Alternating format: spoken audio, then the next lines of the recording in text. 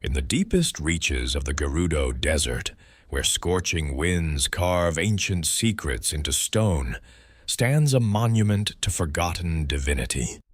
The desert colossus rises from weathered rock like a titan frozen in time, her arms outstretched toward endless sky, her stone eyes watching over a realm of sand and shadow. This colossal figure guards mysteries that predate kingdoms, secrets older than the legends we know. She is called a goddess of the sand, yet her name has been lost to time, her story buried beneath centuries of shifting dunes. Tonight, we journey into the heart of Hyrule's greatest religious mystery, following the traces of a deity whose influence shaped an entire civilization, yet whose identity remains shrouded in divine ambiguity. At the very edge of the known world, where the Gerudo Desert surrenders to the haunted wasteland, the landscape transforms into something beyond mortal comprehension. The journey to reach this sacred place is itself a pilgrimage through desolation, a test of endurance that few dare to undertake. Past the whirling sandstorms that guard the wasteland's entrance, beyond the ghostly mirages that dance in the desert heat, lies a clearing that seems untouched by time itself. The desert colossus emerges from this sanctuary like a revelation carved in stone. Hewn directly from the living rock of a massive outcrop, this titanic figure dominates the landscape with a presence that transcends mere sculpture. Her form rises hundreds of feet into the desert sky, a monument to divine power that dwarfs even the grandest temples of Hyrule. The ancient artisans who carved her understood scale in ways that speak to the soul rather than the eye, creating something that inspires awe through sheer magnitude. Time has been both kind and cruel to this ancient goddess. Countless years of exposure to the desert's fury have worn away the finer details of her face. Yet somehow this erosion has only added to her mystique.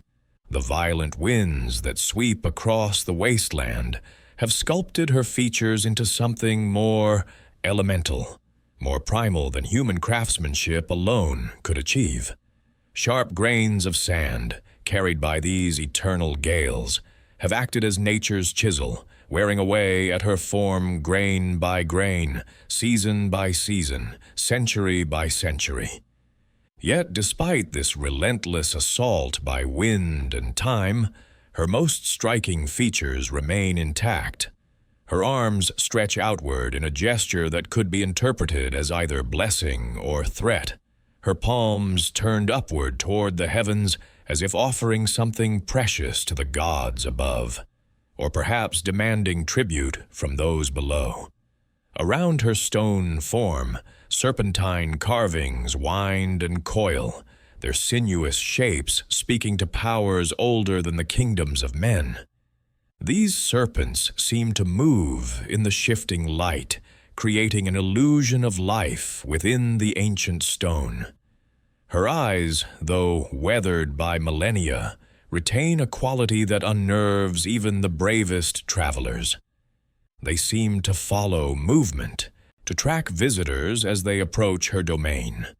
There is an intelligence in that stone gaze, a watchfulness that suggests this is more than mere sculpture. Those who have spent time in her presence speak of feeling observed, evaluated, weighed against some unknowable standard. It is as if the goddess herself still inhabits this weathered form, her consciousness somehow bound to the rock that bears her image. The clearing surrounding the colossus holds its own mysteries. The sand here is different from the rest of the desert, finer and more golden, as if blessed by her presence. Strange plants grow in this sheltered space, species found nowhere else in the wasteland, their roots somehow finding sustenance in earth that should be barren. The very air feels different here, charged with an energy that makes the hair on one's arms stand on end, a presence both sacred and unsettling. Sheik, that mysterious guardian of ancient wisdom, describes this place as housing a goddess of the sand. Yet even this enigmatic figure offers no further explanation. The title itself is loaded with implication, yet devoid of concrete meaning. Is she a goddess of the sand itself, the divine essence of the desert made manifest? Or is she merely a goddess who happens to dwell in sandy places, a deity whose domain encompasses these harsh lands? The ambiguity seems intentional, as if the truth of her nature is too complex for simple words.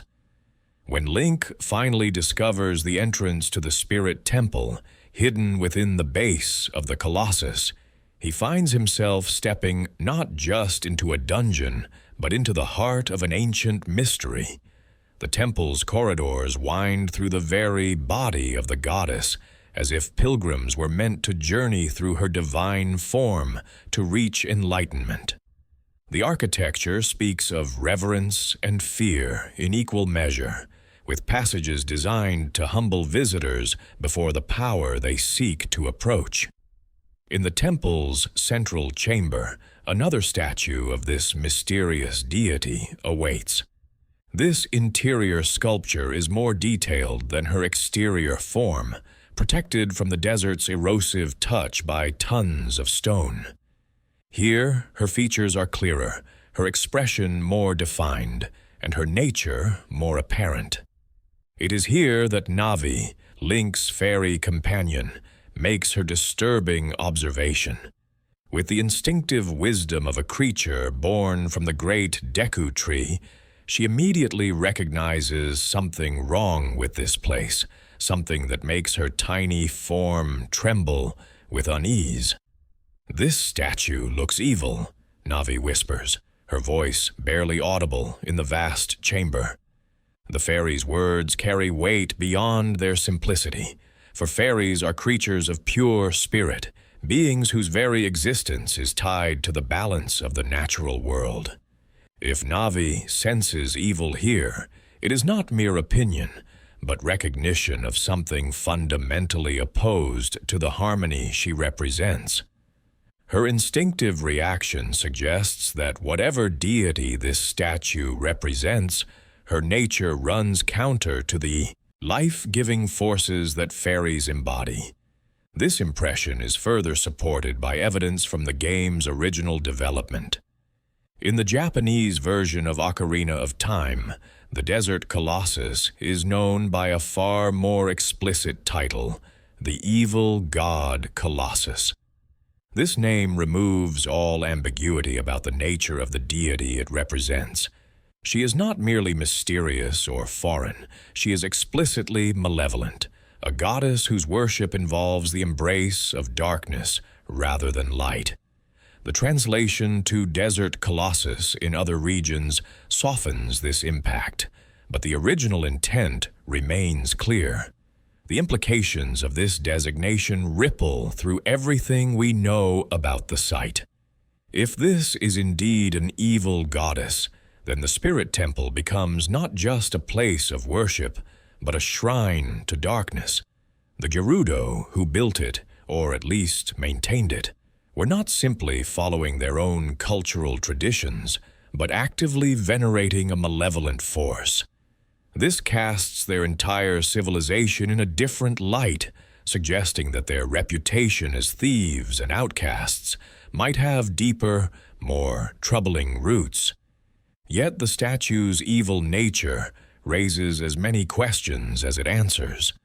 What kind of evil does she represent? Is she a force of chaos and destruction, or does her malevolence take more subtle forms? The serpents that coil around her form suggest connections to ancient symbols of temptation and corruption, yet they could also represent wisdom and transformation.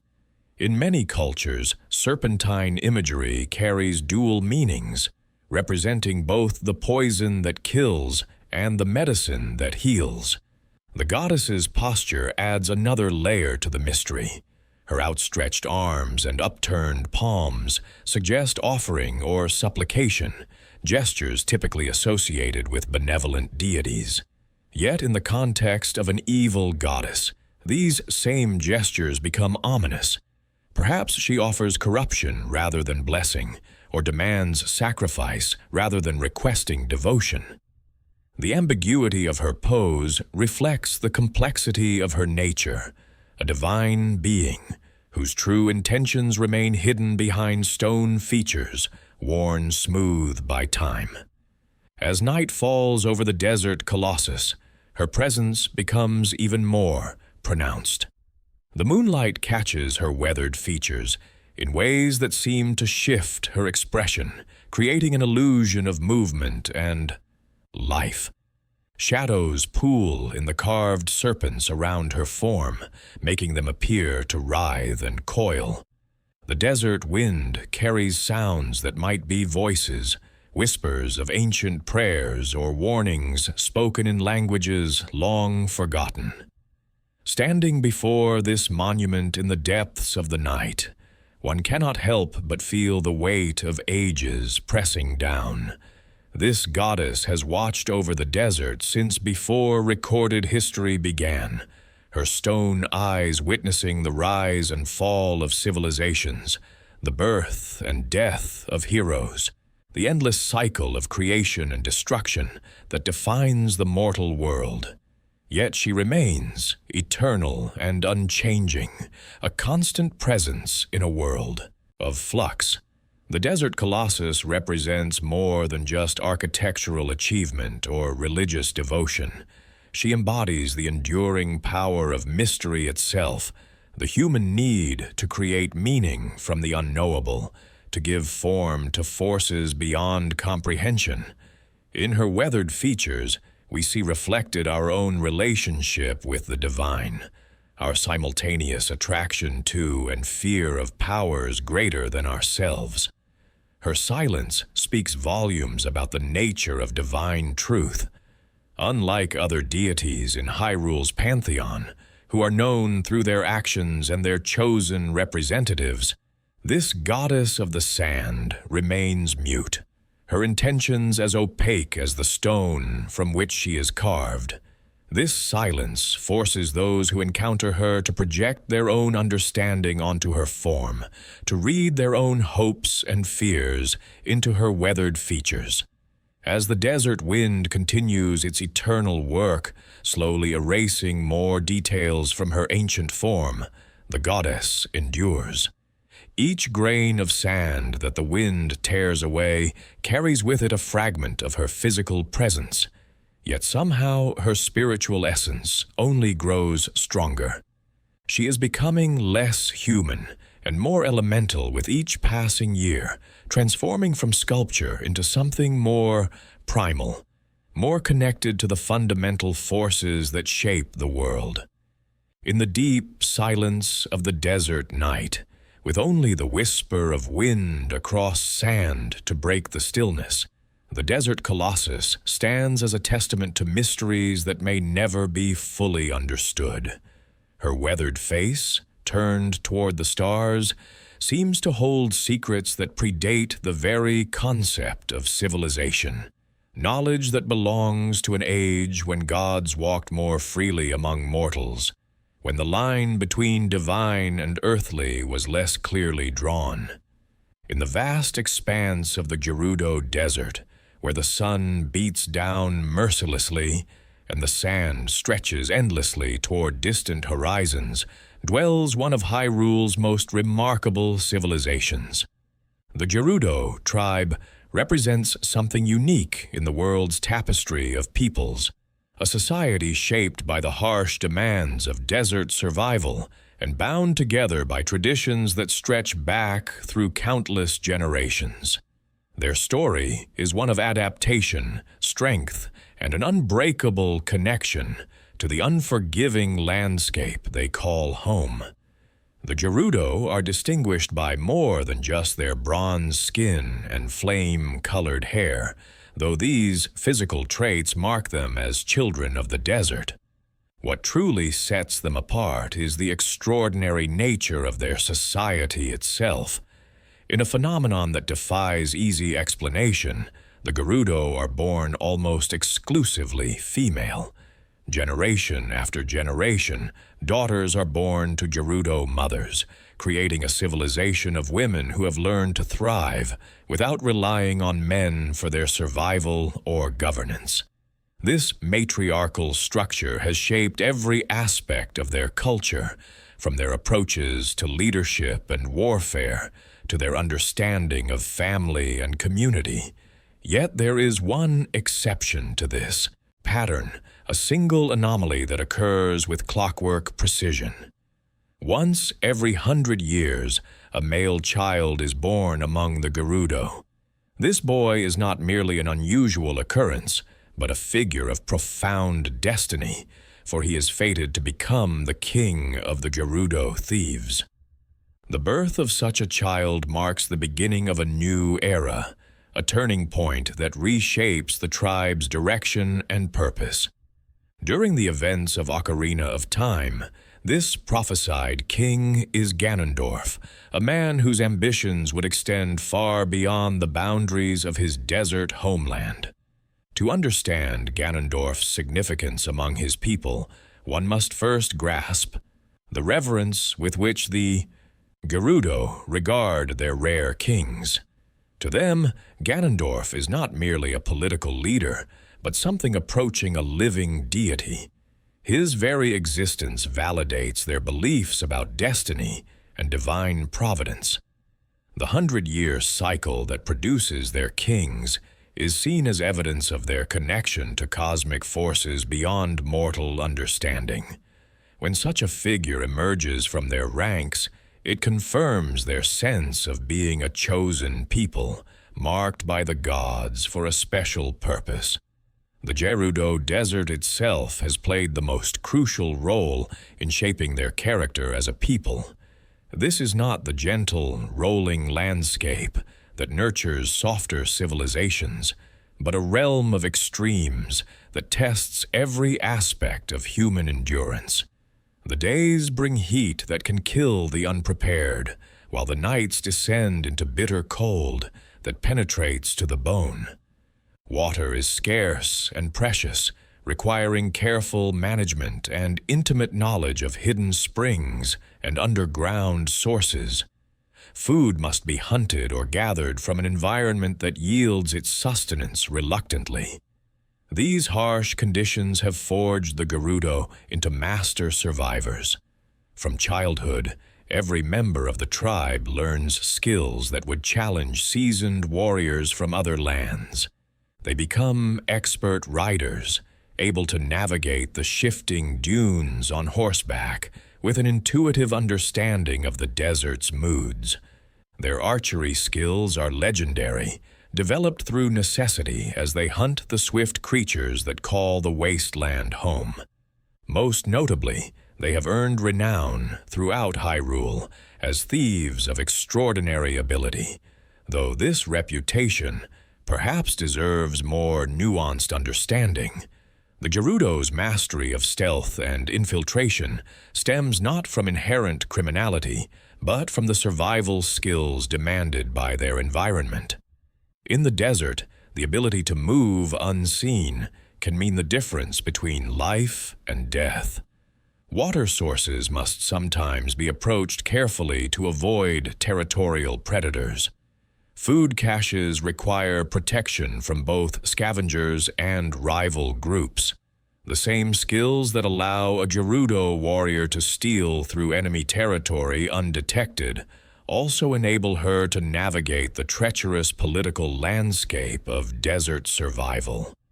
Their reputation as thieves also reflects the complex relationship between the Gerudo and the more settled peoples of Hyrule. From the perspective of Hylian society, the Gerudo's raids on caravans and settlements appear to be simple banditry. Yet from the Gerudo viewpoint, these activities represent a form of warfare, a way of claiming resources from those who have never had to struggle for survival in the manner that defines desert existence. The moral complexity of these actions reflects the broader tension between nomadic and settled ways of life. The Gerudo fortress stands as the architectural embodiment of their warrior culture. Built into the rocky outcroppings that rise from the desert floor, the fortress represents a masterwork of defensive engineering adapted to desert conditions. Its thick walls provide protection from both enemy attacks and the relentless desert sun. The structure's design emphasizes functionality over decoration, with every element serving a practical purpose in the harsh environment. Guard towers offer commanding views of the surrounding landscape, allowing sentries to spot approaching threats or opportunities from great distances. Within the fortress walls, the Gerudo have created a society that balances military discipline with the flexibility required for desert survival. Training grounds echo with the sounds of combat practice as warriors hone their skills with scimitar and bow. Living quarters are arranged to promote cooling airflow while conserving precious water. Storage areas contain the wealth accumulated through their various enterprises, from successful raids to more legitimate trade with the occasional merchant brave enough to venture into their territory. The fortress also serves as a symbol of Gerudo independence. Unlike other peoples of Hyrule, who acknowledge the authority of the royal family and participate in the kingdom's broader political structure, the Gerudo maintain their autonomy through strength of arms and strategic positioning. Their desert homeland provides natural protection against invasion, while their military prowess ensures that any attempt to subjugate them would prove costly beyond measure. Yet even this fierce independence does not mean isolation from the broader world. The Gerudo maintain complex relationships with other peoples, relationships that shift between cooperation and conflict depending on circumstances and leadership. Trade relationships exist with certain merchants and settlements, though these are always conducted on Gerudo terms. Diplomatic contacts with Hyrule's government occur sporadically, usually when larger threats require temporary alliances. The role of strength in Gerudo society cannot be overstated. This is not merely physical strength, though that is certainly valued, but a broader concept that encompasses mental toughness, strategic thinking, and the will to survive against overwhelming odds. Gerudo culture celebrates those who prove themselves through trials that would break lesser individuals.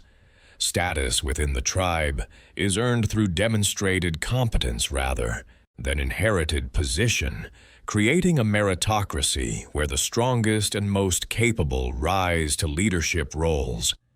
This emphasis on proven ability extends to their spiritual beliefs as well. While other cultures might worship gods through ritual and ceremony, the Gerudo demonstrate their devotion through action and achievement. Their relationship with the divine is transactional, rather than supplicatory, based on the understanding that gods respect strength and punish weakness. This worldview naturally leads them to revere deities associated with power and endurance, rather than gentler virtues. The desert environment has also shaped their understanding of life and death in profound ways. In a landscape where survival margins are always narrow, the Gerudo have developed a pragmatic acceptance of mortality that might seem harsh to outsiders. They honor the dead, but do not dwell excessively on loss, understanding that survival requires focusing on the living rather than mourning the fallen. This attitude influences their approach to warfare, where they fight with a ferocity that stems partly from their acceptance of death as a natural consequence of combat.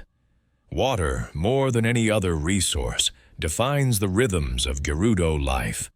Every aspect of their culture reflects the scarcity and preciousness of this essential element. Religious ceremonies often center around water blessing rituals. Social hierarchies partly reflect control over water sources. Marriage customs include elaborate water-sharing ceremonies that symbolize the joining of resources as much as hearts. The theft or waste of water represents one of the most serious crimes in Gerudo law, punishable by exile or death. Their understanding of time itself differs from that of settled peoples. While agricultural societies measure years by seasonal cycles of planting and harvest, the Gerudo mark time by the rhythms of the desert, the rare rains that transform the landscape briefly into a garden, the sandstorms that reshape familiar landmarks, the migrations of the hardy creatures they hunt. This relationship with time creates a long-term perspective that allows them to plan and prepare for eventualities that might seem remote to other cultures. The coming of Ganondorf as their destined king represented both the fulfillment of ancient prophecy and the beginning of unprecedented change for the Gerudo people. His ambitions extended far beyond traditional tribal concerns, reaching toward goals that would transform not just his own people, but the entire known world. Yet even as his vision expanded to encompass conquest and power on a cosmic scale, the foundational elements of Gerudo culture that shaped him remained evident in his approach to leadership and warfare. Under Ganondorf's rule, the Gerudo experienced both the benefits and costs of serving a leader whose abilities matched his ambitions. His strength validated their cultural values, while his success brought wealth and status to the tribe. Yet, his methods also attracted attention and opposition from forces far more powerful than any they had previously encountered. The tension between traditional Gerudo values and Ganondorf's revolutionary vision would ultimately reshape their destiny in ways that no prophecy had foreseen. The legacy of Gerudo culture extends far beyond their specific historical moment, offering insights into how human societies adapt to extreme environments and maintain their identity across generations of hardship. Their success in creating a thriving civilization in one of Hyrule's most inhospitable regions demonstrates the power of cultural adaptation and the strength that can emerge from embracing rather than fighting against environmental challenges. In their story, we see reflected the broader human capacity for survival, growth, and the creation of meaning even under the most demanding circumstances. Among the fierce warriors of the Gerudo tribe, few commanded the respect and admiration that Nabooru earned through her deeds and character. As Ganondorf's second-in-command during the tumultuous period leading up to Hyrule's transformation, she represented something rare in the Desert Kingdom, a voice of conscience within a culture increasingly driven by her king's darker ambitions.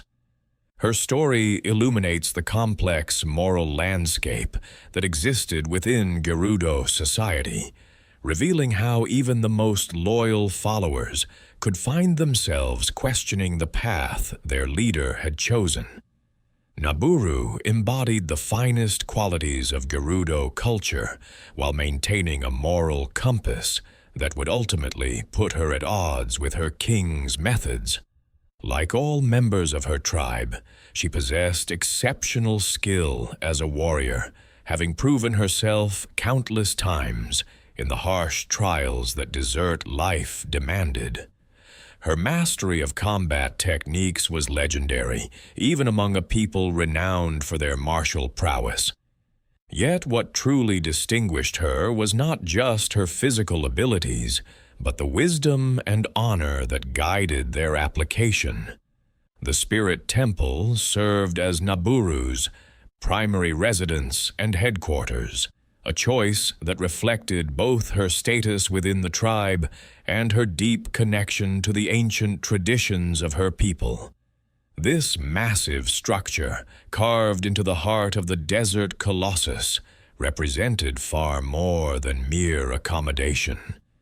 For Naburu, dwelling within the temple meant living at the intersection of the spiritual and political realms, surrounded by the echoes of countless generations who had sought divine guidance within these sacred walls.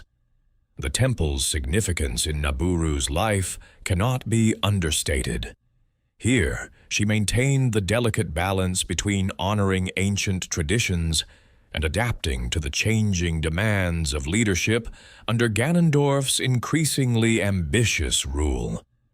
The vast chambers that had once echoed with religious ceremonies now served as meeting halls where strategies were planned and resources allocated.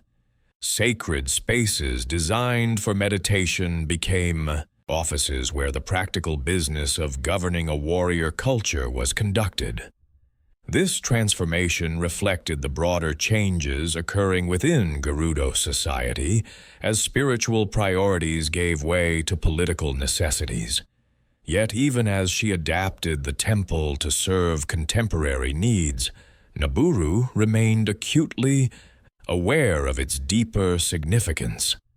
The ancient goddess whose statue dominated the central chamber seemed to watch over her deliberations, a constant reminder of powers and principles that transcended immediate political concerns. The weight of this divine presence influenced her decisions in ways both subtle and profound, encouraging her to consider the long-term consequences of actions that might seem expedient in the moment. The tension between Naburu's personal values and her loyalty to Ganondorf became increasingly apparent as his methods grew more extreme.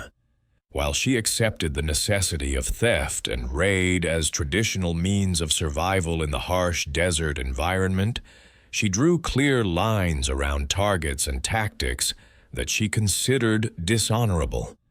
The Gerudo had always maintained certain codes of conduct, unwritten rules that distinguished them from common bandits, and preserved their identity as a warrior culture rather than mere criminals. These codes specified that while caravans carrying luxury goods or military supplies were legitimate targets, attacks on defenseless civilians crossed the line into inexcusable cruelty. Women and children were to be protected rather than exploited, reflecting the matriarchal values that formed the foundation of Gerudo society. The elderly and infirm deserved respect rather than victimization. Most importantly, violence was to be employed as a means to an end, not as an end in itself. These principles had guided Gerudo conduct for generations, ensuring that their reputation for fierceness was balanced by recognition of their honor. Ganondorf's interpretation of necessary tactics increasingly violated these traditional boundaries. His followers began targeting settlements that posed no threat to Gerudo interests, stealing from families who could ill afford such losses. Reports reached Naburu of raids that resulted in unnecessary deaths, of violence employed not for strategic advantage, but as a tool of intimidation and control. Most disturbing of all were accounts of attacks motivated not by need or even greed, but by simple cruelty, as if inflicting suffering had become an end in itself. The guards stationed near the Gerudo fortress spoke openly about these concerns, their conversations revealing the deep unease that had begun to permeate the ranks. These warriors, trained from childhood to follow orders without question, found themselves increasingly troubled by the nature of the commands they received. The traditional pride they felt in their identity as Gerudo was being eroded by shame over actions that seemed to mock everything their culture had once represented. Naburu's response to these developments revealed both her political acumen and her moral courage. Rather than openly challenging Ganondorf's authority, which would have resulted in immediate removal from her position and elimination of any moderating influence she might exercise, she chose a more subtle approach. She began using her control over the Spirit Temple to create a zone of different values, a place where the older traditions of the Gerudo could be preserved and practiced even as the broader culture shifted toward darker purposes. Within the temple's walls, Naburu established protocols that honored the ancient codes while maintaining plausible loyalty to her king's broader objectives. Missions planned in the temple's chambers were required to demonstrate strategic necessity rather than mere opportunity for pillage. Targets had to be chosen based on legitimate military or political considerations rather than simple vulnerability.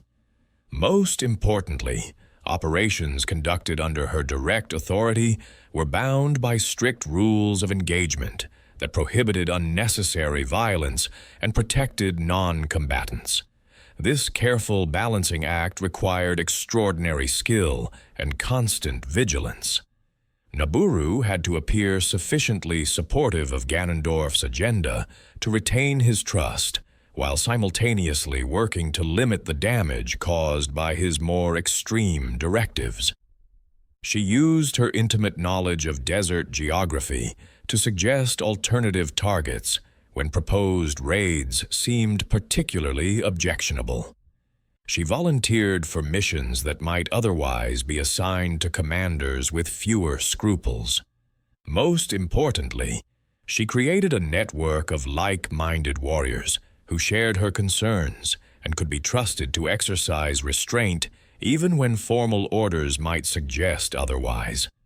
The ancient Spirit Temple provided the perfect setting for these covert efforts to preserve Gerudo honor. The building's complex layout included numerous chambers and passages that had been forgotten by all but the most dedicated scholars of its history. These hidden spaces allowed Naburu to conduct meetings and planning sessions away from the surveillance that had become increasingly common under Ganondorf's rule. The temple's sacred nature also provided a degree of protection, as even the most ambitious political operators hesitated to violate spaces that held deep spiritual significance for their people. Yet, despite her careful precautions and strategic thinking, Naburu's position became increasingly precarious as Ganondorf's paranoia grew. The King of Thieves was far too intelligent to miss the subtle signs of resistance within his own ranks, and his suspicions naturally focused on those with the authority and capability to effectively oppose his will. The Spirit Temple, which had seemed like a sanctuary for traditional values, gradually transformed into a trap as surveillance intensified and loyalty tests became more frequent and more severe. The arrival of the young hero Link at the Spirit Temple marked the beginning of the end for Naburu's careful campaign of resistance. When she encountered this unexpected visitor, she recognized both an opportunity and a terrible danger.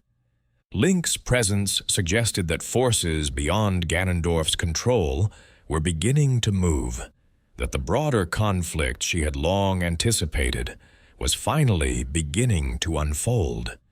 Yet his arrival also meant that her own actions would soon be subjected to scrutiny that might reveal the extent of her disloyalty to her king's vision. Naburu's decision to request Link's assistance in infiltrating the deeper chambers of the Spirit Temple represented a calculated risk of enormous proportions. By involving an outsider in temple affairs, she was violating fundamental principles of Gerudo security and independence. Yet she had come to understand that the artifacts hidden within those chambers possessed power that could be catastrophic in the wrong hands.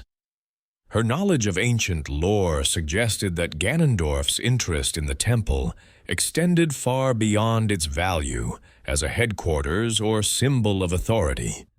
The tragic irony of Naburu's situation became apparent when her efforts to prevent greater evil resulted in her own downfall. Kotake and Kume, the twin witches who had served as Ganondorf's surrogate mothers and mentors, had been watching her activities with growing suspicion. These ancient practitioners of dark magic possessed abilities that made conventional surveillance unnecessary. Through their mystical arts, they could observe events across great distances and peer into hearts and minds with disturbing clarity. When Naburu attempted to prevent Link from delivering a powerful artifact into Ganondorf's hands, the witches finally had the evidence they needed to act against her.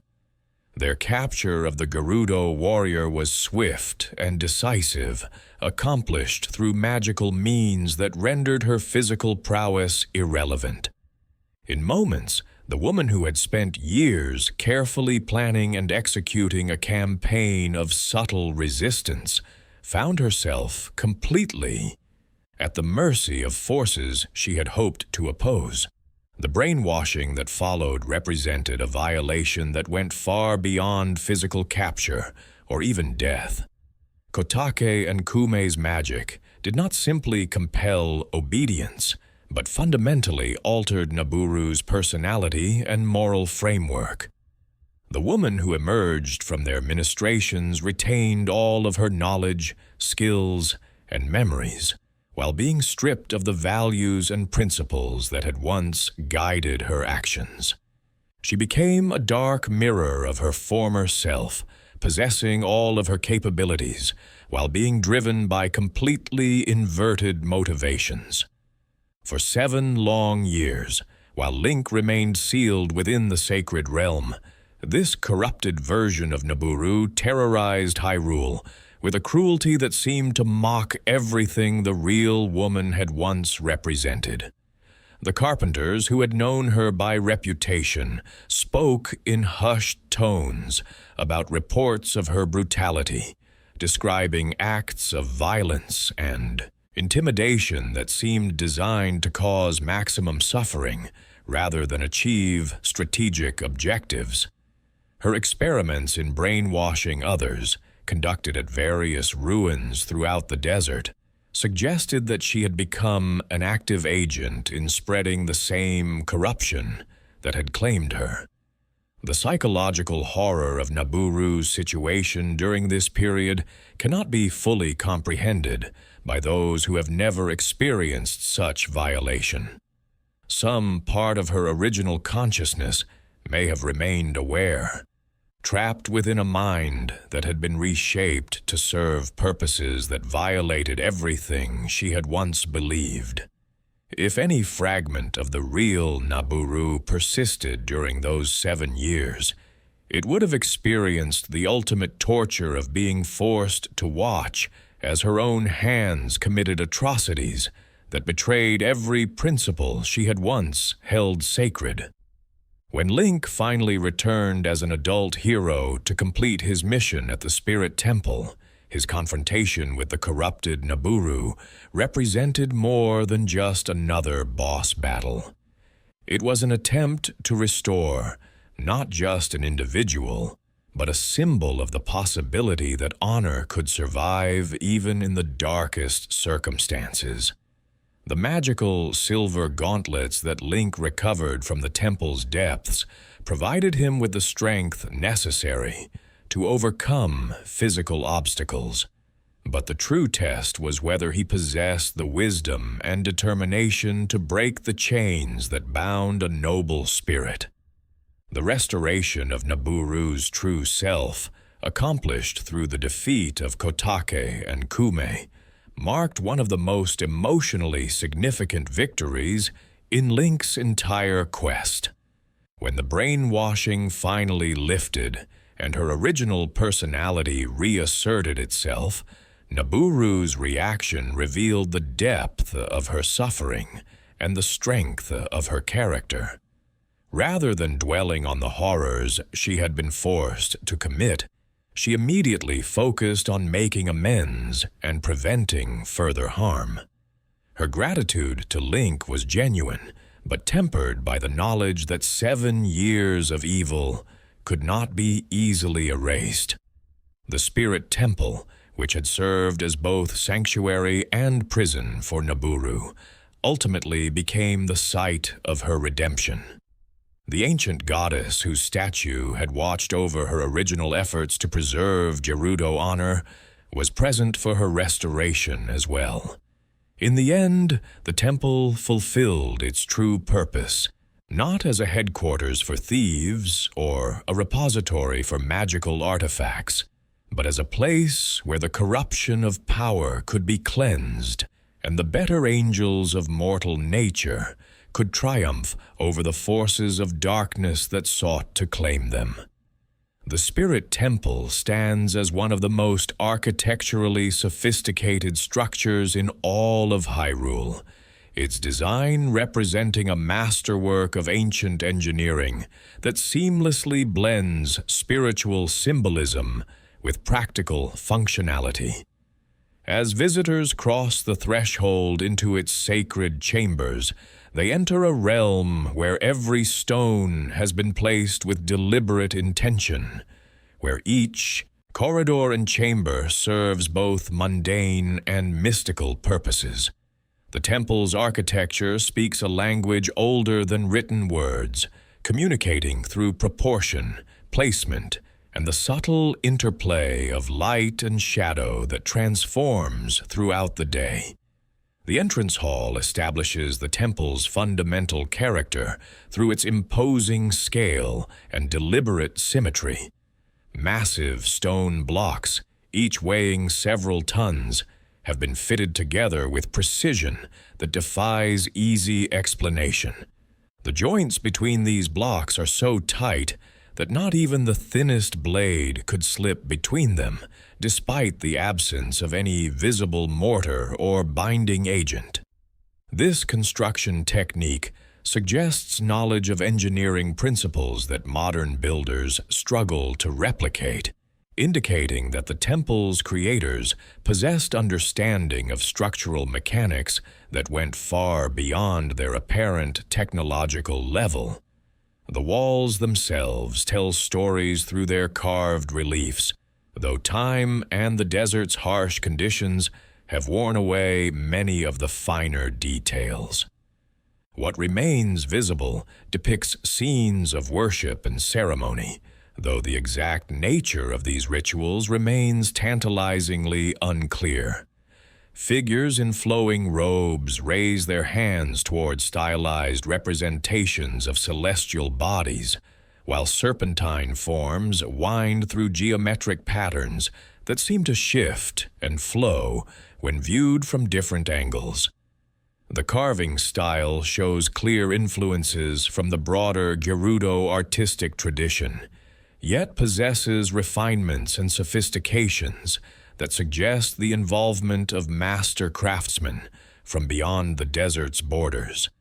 The central chamber represents the temple's architectural and spiritual heart, a vast space that soars upward into shadows that seem to swallow light itself. Here, the mysterious goddess statue dominates not through mere size, but through the masterful way it has been integrated into the chamber's overall design.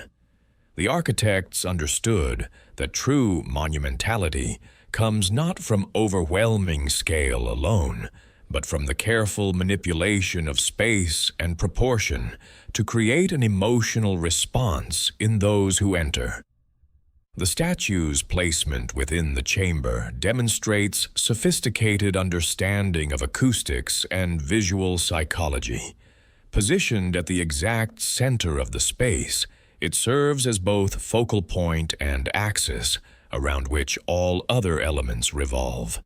The chamber's proportions have been calculated to ensure that the statue appears different from every viewing angle, creating an illusion of movement and life that changes as visitors move through the space.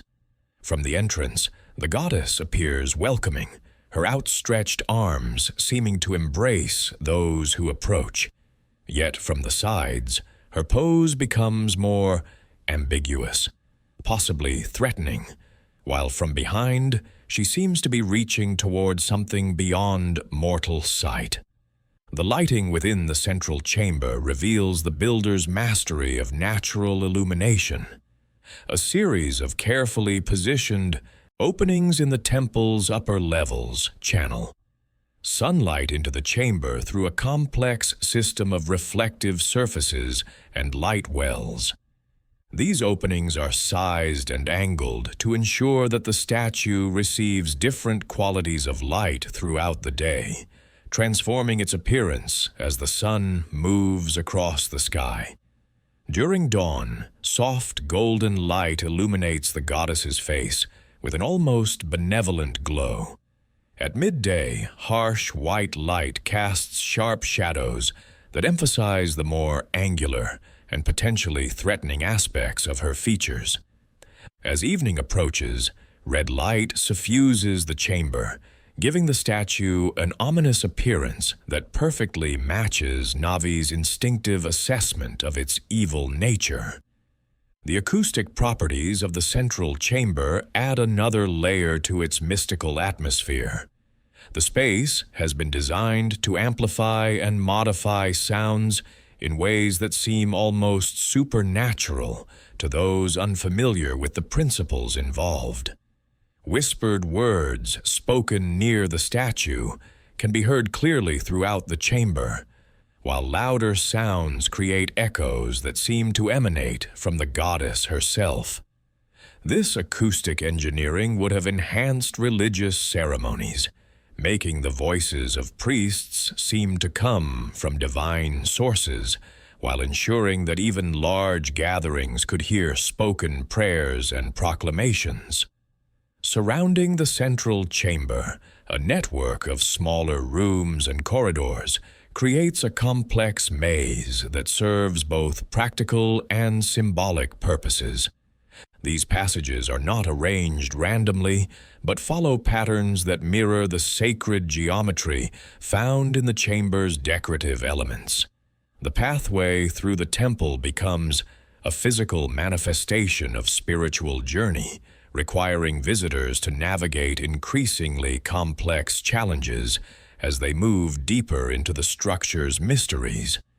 Dead ends and false passages ensure that only those with proper knowledge or exceptional determination can reach the temple's innermost sanctuaries. The construction materials used throughout the Spirit Temple reveal sophisticated understanding of both engineering and aesthetics. The primary building stone appears to be a type of sandstone quarried from local sources, but analysis of its properties suggests that it has been treated or modified in ways that enhance its durability and appearance. The stone's color shifts subtly depending on lighting conditions, appearing golden in warm light and silver in cooler illumination. This chameleon-like quality adds to the temple's mystical atmosphere while demonstrating the builder's attention to details that might escape casual observation. The temple's foundations extend deep into the bedrock beneath the desert colossus, creating a stability that has allowed the structure to survive millennia of seismic activity and extreme weather conditions. These foundations are not simply utilitarian, but incorporate chambers and passages that serve unknown purposes. Some scholars theorize that these underground spaces were designed for storage of precious artifacts or religious treasures, while others suggest they may have served as refugees during times of conflict or natural disaster. The integration between the temple's interior and the exterior colossus demonstrates architectural planning on a scale that boggles the imagination. The temple has not been simply carved into existing rock, but was clearly conceived from the beginning as part of a unified design that encompasses both the massive external statue and the complex internal spaces. This integration required the builders to work simultaneously on multiple scales, from the grand gestures of the Colossus to the intimate details of individual chambers, while maintaining coherent proportions and relationships throughout. The ventilation system within the Spirit Temple represents another triumph of ancient engineering. Despite being largely enclosed within solid rock, the temple maintains surprisingly comfortable air quality through a network of hidden vents and air shafts. These openings are so skillfully concealed within the decorative elements that they become nearly invisible, while still providing the circulation necessary to prevent the stuffiness that would otherwise plague such an enclosed space. The system also helps regulate temperature, keeping the interior chambers cooler during the blazing heat of desert days, while retaining warmth during cold nights. Water management within the temple reveals perhaps the most impressive aspect of its engineering. In a desert environment where every drop of moisture is precious, the builders created systems for capturing, storing, and distributing water that enabled the temple to function as a self-sufficient community. Hidden reservoirs collect and store rainwater from the rare desert storms, while condensation traps extract moisture from the air during temperature fluctuations. Distribution channels, so subtle they appear to be merely decorative elements, carry water throughout the complex to serve both practical and ceremonial needs. The decorative elements throughout the temple serve purposes beyond mere ornamentation. Geometric patterns carved into walls and floors create optical illusions that seem to shift and move as viewers pass by. These patterns may have served as meditation aids, providing focal points for contemplative practices that required sustained concentration. The mathematical precision of these designs suggests knowledge of advanced geometric principles and their psychological effects on human perception. The preservation of the Spirit Temple across countless centuries speaks to both the quality of its construction and the reverence with which it has been regarded by successive generations. Even during periods when the Gerudo may have lost understanding of its original religious significance, they continued to maintain and protect the structure. This continuity of care has allowed architectural details and artistic elements to survive that might otherwise have been lost to time and neglect.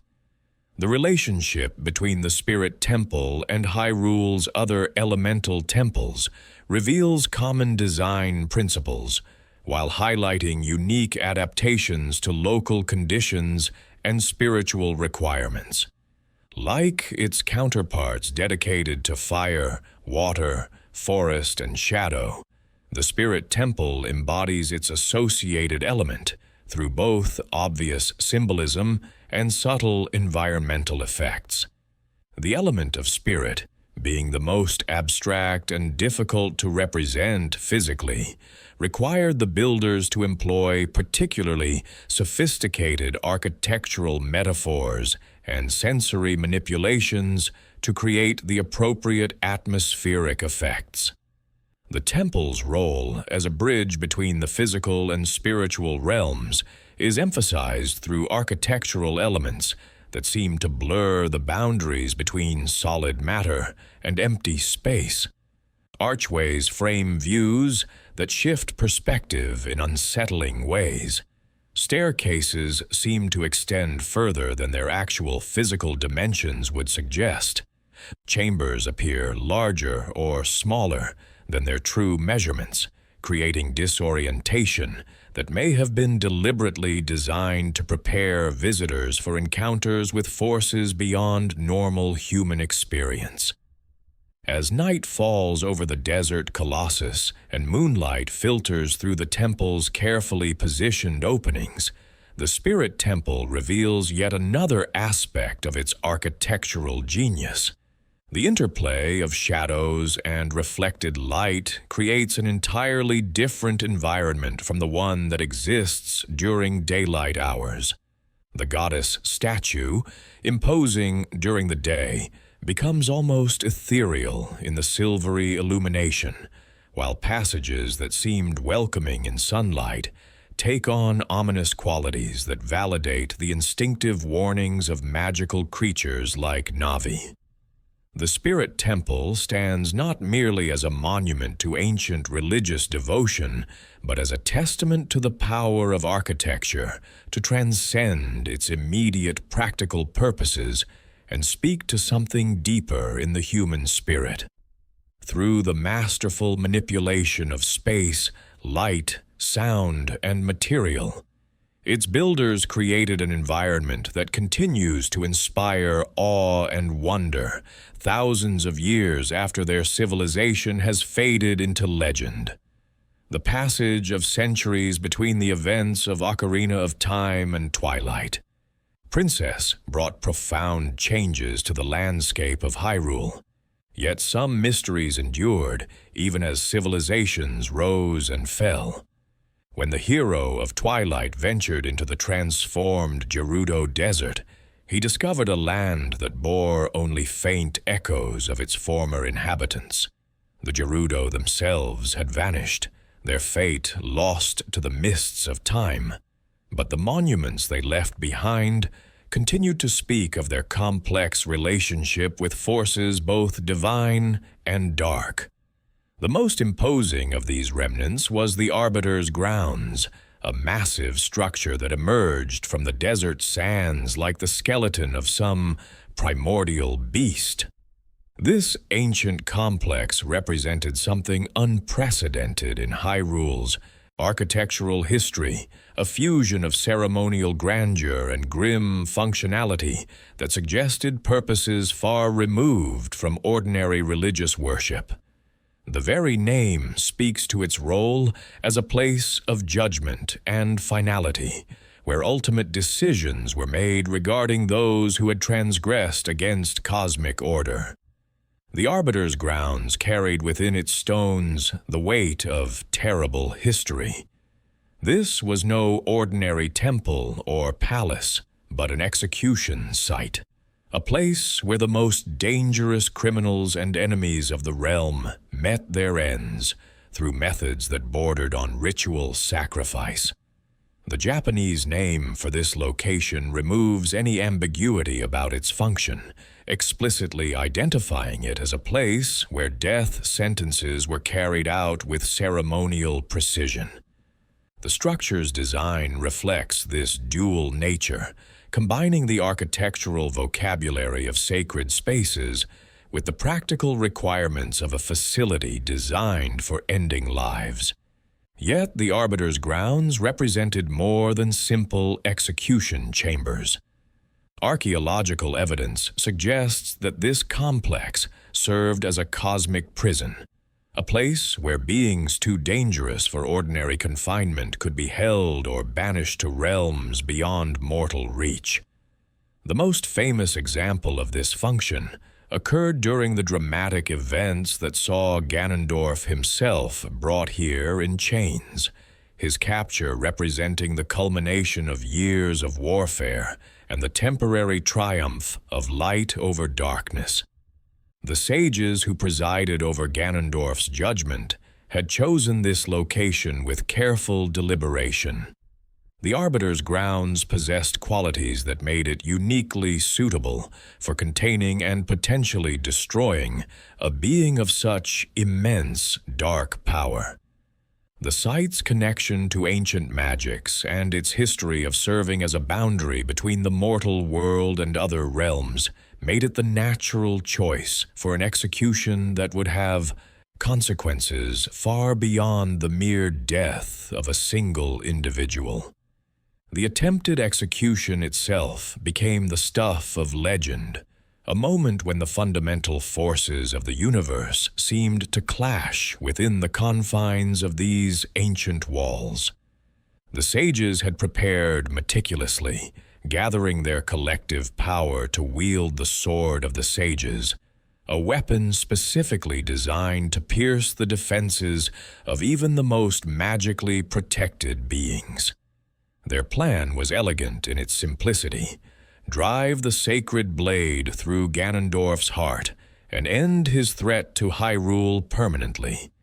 Yet even the sages had underestimated the depth of Ganondorf's connection to cosmic forces. As the Sword of the Sages pierced his chest, rather than dying, he revealed the true source of his power. The Triforce of power, granted to him during the events that had reshaped Hyrule decades earlier, protected him from destruction even at the hands of the realm's most sacred executioners. The mark that blazed forth from his hand in that moment transformed triumph into horror, as the sages realized that conventional means could not destroy this particular enemy. The desperate decision to banish Ganondorf to the Twilight Realm represented an improvised solution to an impossible problem. The Mirror of Twilight, an artifact of immense power that had been safeguarded within the Arbiter's grounds for this very purpose, provided the means to exile him to a dimension where his influence could no longer threaten the mortal world. This banishment required the combined efforts of all the sages, their spiritual energy channeled through the mirror to tear open a rift between realities. The connection between the Arbiter's grounds and the Gerudo tribe becomes apparent through careful examination of the site's architectural details and decorative elements. Throughout the complex, visitors can discover examples of Gerudo script carved into walls and incorporated into decorative friezes. These inscriptions are not merely random graffiti, but appear to be integral parts of the structure's original design, suggesting that the Gerudo played a significant role in either constructing or maintaining this facility. The presence of Gerudo, riding throughout the Arbiter's grounds, raises fascinating questions about the relationship between this warrior culture and the cosmic justice system that the site represents. Were the Gerudo the original builders of this complex, creating a structure that would later be adapted for uses they never intended? Or did they serve as guards and maintainers of a facility built by others, their script added during centuries of stewardship?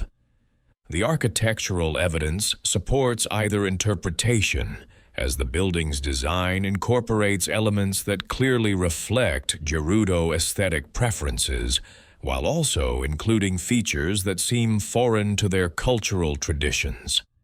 The Egyptian aesthetic that dominates the interior spaces of the Arbiter's grounds creates a visual connection to the spirit temple that cannot be dismissed as mere coincidence. Both structures employ similar decorative motifs, geometric patterns, and sculptural elements that speak to shared cultural origins, or at least sustained cultural exchange. The similarities extend beyond surface decoration to include fundamental design principles, suggesting that both buildings were created by architects working within the same broad tradition. This aesthetic connection becomes even more significant when considering the religious implications of both sites. The Egyptian visual vocabulary that appears in both locations was not chosen randomly, but reflects specific symbolic meanings associated with death, judgment, and the afterlife. The use of these motifs in both a temple dedicated to spiritual power and a facility designed for cosmic justice suggests a coherent theological framework that connected earthly worship with ultimate accountability. Within several chambers of the Arbiter's grounds, explorers encounter statues that immediately recall the mysterious goddess of the spirit temple. These sculptures depict the same female figure with outstretched arms and serpentine companions, though their placement within an execution facility adds new layers of meaning to their presence. Here the goddess appears not as an object of worship, but as a witness to judgment, her stone eyes observing the administration of ultimate justice. The statues within the Arbiter's grounds show subtle differences from their counterparts in the spirit temple, modifications that reflect their different contextual roles. The expressions carved into their features seem sterner, more implacable, as befits guardians of a place where mercy has no place. The serpents that coil around their forms appear more prominent, more threatening, emphasizing the deadly nature of the power they represent. These variations suggest that while the same deity was being depicted, different aspects of her nature were being emphasized, depending on the specific function of each site. The preservation of these statues across the centuries that separated the construction of the spirit temple from the events at the Arbiter's grounds indicates the enduring importance of this goddess figure to whatever culture maintained both sites. Even as political powers shifted and civilizations rose and fell, the reverence for this mysterious deity persisted, ensuring that her image continued to watch over the most significant spiritual and judicial events in the region. The underground chambers of the Arbiter's grounds reveal additional connections to Gerudo culture through artifacts and architectural details that have survived the passage of time. Weapons and armor bearing distinctive Gerudo design elements suggest that this warrior culture played an active role in the facility's operations, possibly serving as guards or executioners for the cosmic justice system. The presence of these artifacts in contexts clearly related to the site's function as an execution ground indicates that the Gerudo's involvement was not merely ceremonial, but practical and ongoing. The complex system of chambers and passages within the Arbiter's grounds suggests that it served multiple functions beyond simple execution. Storage areas contained supplies and equipment necessary for maintaining long-term prisoners, while ceremonial chambers provided spaces for the rituals that accompanied judicial proceedings. The facility's design accommodates both the practical needs of a prison complex and the spiritual requirements of a site where cosmic justice was administered. The skeletal remains found throughout the Arbiter's grounds tell their own stories of the site's grim history.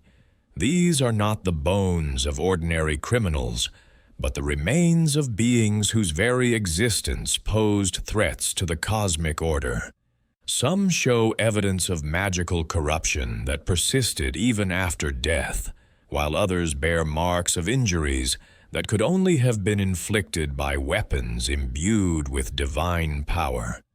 Each set of remains represents a story of transgression, judgment, and final justice that played out within these walls.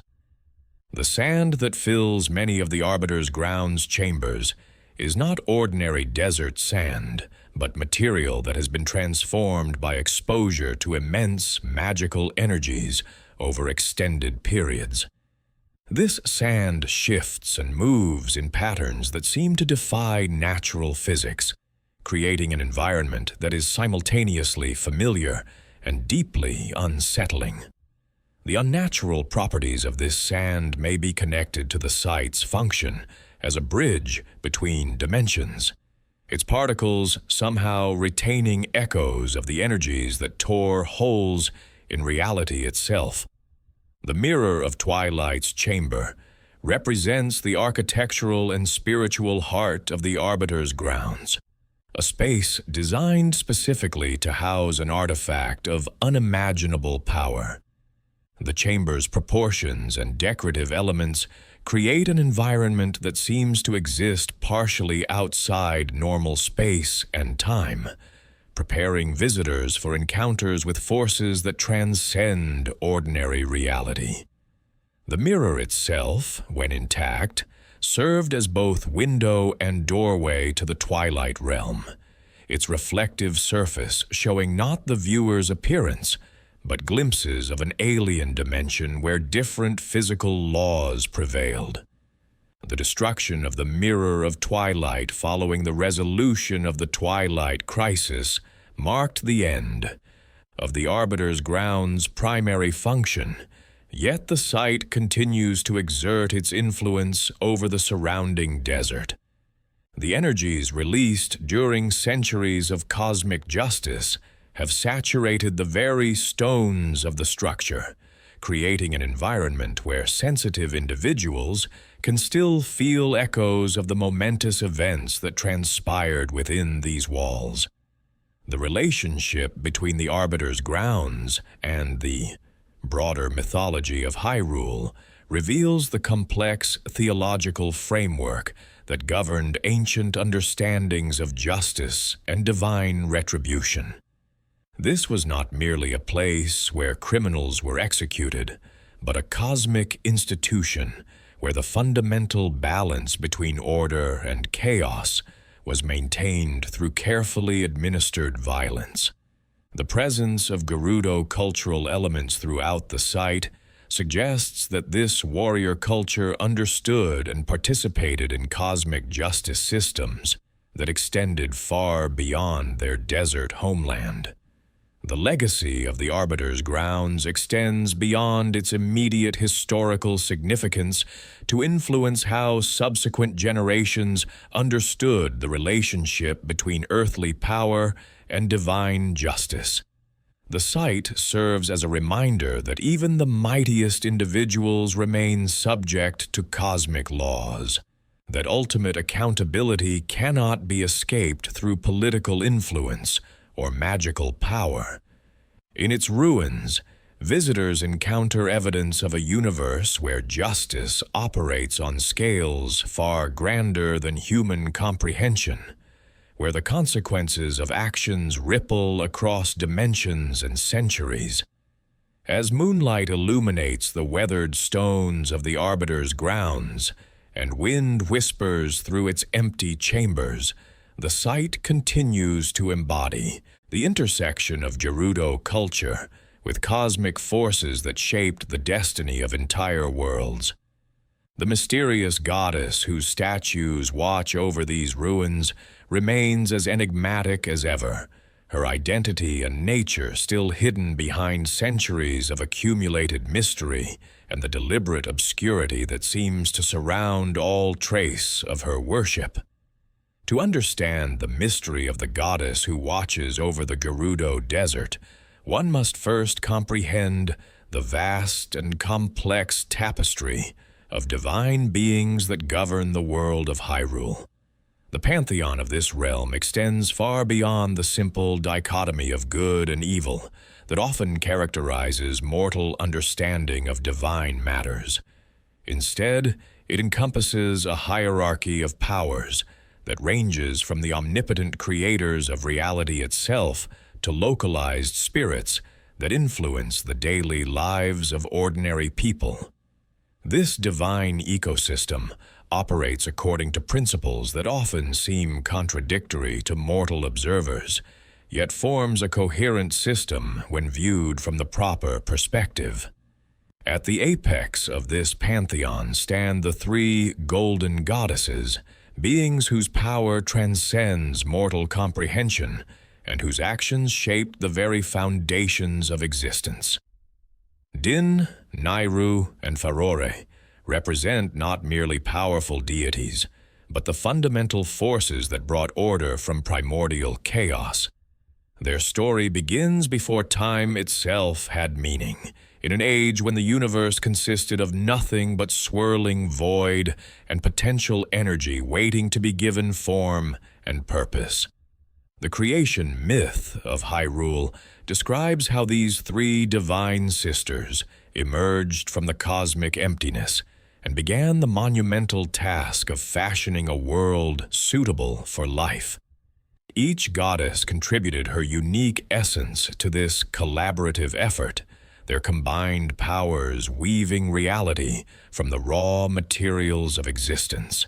The scope of their achievement cannot be overstated, for they created not merely a planet, but an entire cosmological framework that would govern the interaction between matter and spirit for all time. Din, the goddess of power, claimed dominion over the physical realm and all forces that shape material existence. Her element is fire, the primal energy that drives transformation and change throughout the universe. According to the ancient texts, she cultivated the land with her strong, flaming arms and created the red earth, a description that speaks to both her immense physical strength and her role as the architect of geography itself. The red earth mentioned in this passage refers not just to the soil's color, but to its fundamental nature as something imbued with divine fire, blessed with the potential for growth and change. The creation of the Gerudo Desert stands as one of Din's most significant achievements, a landscape that perfectly embodies her dual nature as both creator and destroyer. The desert's harsh beauty reflects her understanding that true strength emerges only through testing, that the most precious things in existence must be forged in the crucible of adversity. Every grain of sand in that vast wasteland carries within it a spark of her divine essence, making the entire region a living temple to her power. Nayru, the goddess of wisdom, accepted responsibility for establishing the laws that would govern existence itself. Her domain encompasses not just intellectual understanding, but the fundamental principles that determine how reality operates. Through her divine will, she poured out her wisdom and gave the spirit of law to the world, creating the framework within which all other forces must operate. Her element is water, the medium through which wisdom flows, and the substance that adapts to fill any space while maintaining its essential nature. The laws established by Nayru extend far beyond simple physical principles to encompass moral and spiritual guidelines that influence the behavior of conscious beings. These divine statutes operate at levels both cosmic and personal, determining everything from the orbit of celestial bodies to the consequences that flow from individual choices. Her wisdom permeates every aspect of existence, ensuring that actions produce appropriate results and that knowledge gained through experience accumulates into understanding. Farore, the goddess of courage, assumed the responsibility for creating life itself and nurturing the growth of consciousness within the material framework established by her sisters. Her divine breath created all life forms who would uphold the law, bringing into existence the countless species that would populate the world and giving them the courage necessary to face the challenges of existence. Her element is wind, the invisible force that carries seeds to new soil and spirits to new understanding. The courage that Farore represents extends beyond simple bravery, in the face of danger to encompass the fundamental will to exist, grow, and strive for something greater than immediate circumstances might suggest possible. Every living being carries within itself a spark of her divine essence, the irreducible core of determination that enables consciousness to persist despite the entropy that constantly threatens to return all things to dust and void. Having completed their monumental task of creation, the three golden goddesses departed from the physical realm, ascending to dimensions beyond mortal reach, where they could observe the unfolding of the reality they had shaped. Yet their departure was not abandonment, for they left behind the Triforce, a crystallized manifestation of their combined essences that would serve as both gift and test for the mortal beings who would inherit the world. The Triforce represents something unprecedented in divine history, a direct sharing of godlike power with creatures who had not achieved divinity through their own efforts. Each of the three triangular pieces embodies the essence of one of the golden goddesses, containing within its geometric perfection enough power to reshape reality according to the wielder's will. Yet this gift comes with profound responsibility, for the Triforce can only be safely wielded by one whose heart maintains perfect balance between power, wisdom, and courage. The relationship between the golden goddesses and the various peoples of Hyrule has evolved differently across cultures and generations. The Hylians, as the chosen people of the realm, maintain direct connections to all three goddesses through their royal family and religious institutions. Their understanding of divine nature tends toward the orthodox, viewing the golden goddesses as benevolent creators whose will should be followed without question. The Gorons of Death Mountain have developed a particularly strong connection to Din, seeing in her fiery nature a reflection of their own volcanic homeland and stone-based physiology. Their culture celebrates strength and endurance, values that align perfectly with Din's domain over power and physical prowess. The Goron understanding of Din emphasizes her role as a creator who shapes the world through direct action, forging mountains and valleys with her own hands. The Zora have naturally gravitated toward Nayru, finding in her wisdom and connection to water a deity who understands their aquatic nature and their society's emphasis on knowledge and preservation of ancient traditions. Their libraries contain some of the most complete records of divine lore in all of Hyrule, meticulously maintained by scholars who see the preservation of wisdom as a form of worship. The Kokiri and their forest realm reflect Farore's influence most strongly, embodying the courage to grow and change while maintaining harmony with the natural world. Their eternal youth and deep connection to living things demonstrate the life-giving aspect of Farore's power, while their willingness to face danger when protecting their forest shows the courage she instills in all her children. Yet the Gerudo relationship with the divine pantheon presents unique complexities that set them apart from other cultures in Hyrule. Their harsh desert environment has shaped an understanding of divine nature that emphasizes strength, survival, and the willingness to take what is needed, rather than wait for divine providence. This pragmatic approach to religion creates tensions with more orthodox interpretations of divine will, leading to practices and beliefs that other cultures might view as heretical or dangerous. The Gerudo reverence for power as the ultimate divine virtue naturally draws them toward Din, Yet their understanding of her nature differs significantly from that of the Gorons or Hylians. Where other cultures see Din as a benevolent creator who shapes the world for the benefit of all living things, the Gerudo perceive her as a more complex figure whose gifts must be claimed through strength rather than received through supplication. This interpretation leads them to view conflict and competition as forms of worship, ways of demonstrating the divine spark that burns within worthy individuals. The concept of divine evil within Hyrule's pantheon challenges conventional understanding of how godlike beings relate to moral categories that govern mortal existence.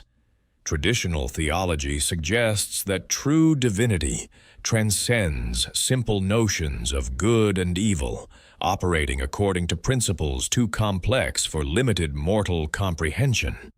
Yet the evidence surrounding the mysterious goddess of the sand suggests that some divine beings might indeed embody qualities that mortals would recognize as genuinely malevolent. This theological complexity becomes even more pronounced when considering the role of lesser deities and divine servants within Hyrule's spiritual ecosystem. Beings like Majora, the fierce deity, and various demons and spirits occupy positions within the divine hierarchy that blur the lines between god and monster.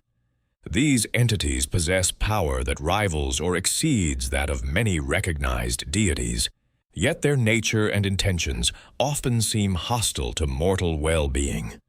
The relationship between divine power and moral responsibility represents one of the central mysteries of Hyrulean theology. If the golden goddesses created a world where evil can exist and flourish, do they bear responsibility for the suffering that results? Or does the presence of evil serve some cosmic purpose that mortals cannot comprehend, perhaps providing the resistance necessary for growth and the development of wisdom through adversity?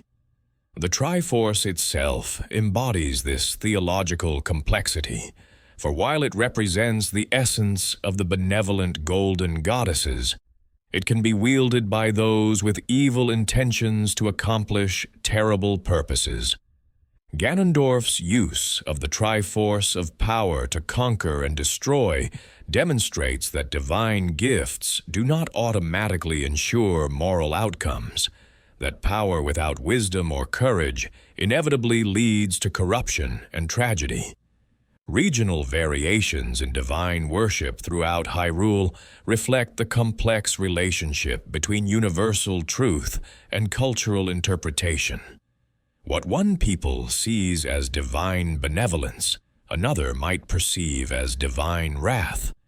The same deity might be worshipped as a creator in one region and feared as a destroyer in another, with both perspectives containing elements of truth that reflect different aspects of a nature too complex for simple categorization.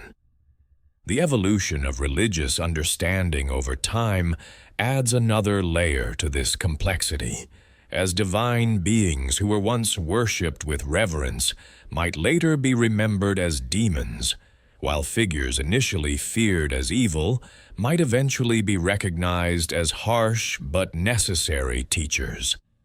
The passage of generations allows for reinterpretation of divine actions according to their long-term consequences rather than their immediate effects. Goddess Hylia represents a particularly interesting case study in divine evolution, for her transformation from goddess to mortal and back to divine. Status demonstrates that the boundaries between different categories of existence are more fluid than most theological systems acknowledge. Her willingness to sacrifice her divine nature for the sake of protecting mortal life suggests that true divinity might be measured not by power alone, but by the wisdom to use that power in service of something greater than oneself. The mystery of the desert goddess must be understood within this broader context of divine complexity and moral ambiguity. Her apparent evil nature might represent not inherent malevolence, but a different approach to achieving divine purposes, a willingness to employ methods that seem harsh or cruel, but ultimately serve the greater good. Alternatively, she might indeed represent genuine divine evil, a force that exists in opposition to the benevolent intentions of the golden goddesses and seeks to corrupt or destroy their creation. The theological implications of either interpretation extend far beyond academic speculation to influence how mortals understand their relationship with divine power and their responsibility for shaping the world according to divine will. If gods can be evil, then mortals must develop the wisdom to distinguish between divine commands that should be followed and those that should be resisted. If apparent divine evil actually serves hidden benevolent purposes, then mortals must cultivate the humility to accept that their understanding of right and wrong might be incomplete. The pantheon of Hyrule thus emerges not as a simple hierarchy of benevolent protectors, but as a complex ecosystem of powers that embody all aspects of existence, both creative and destructive, nurturing and challenging. Within this system, the mysterious goddess of the sand occupies a unique position, representing either the shadow side of divine nature or a misunderstood aspect of cosmic benevolence. Her true identity and nature remain hidden behind centuries of accumulated mystery, waiting for someone with sufficient wisdom and courage to uncover the truth that lies buried beneath the shifting sands of time. In the shadowy archives of video game development, where discarded ideas and abandoned concepts gather digital dust, lie secrets that can transform our understanding of beloved fictional worlds. The discovery of beta content from Ocarina of Time represents one of gaming's most significant archaeological finds, revealing glimpses of creative decisions that were made and unmade during the game's development process. Among these digital artifacts, perhaps none carries more profound implications than the evidence surrounding the true identity of the mysterious goddess, whose statue dominates the spirit temple. The revelation emerged through the painstaking work of dedicated researchers who spent countless hours examining early builds of Ocarina of Time, searching through unused textures, abandoned dialogue files, and prototype-level designs. These digital archaeologists understood that the final version of any complex creative work represents only one possible outcome among many alternatives, that the path from initial concept to finished product is littered with fascinating roads not taken. Their persistence was rewarded when they uncovered references that would fundamentally alter how players understood one of the game's central mysteries. The most shocking discovery came in the form of unused text that had been intended for the Spirit Temple's central chamber.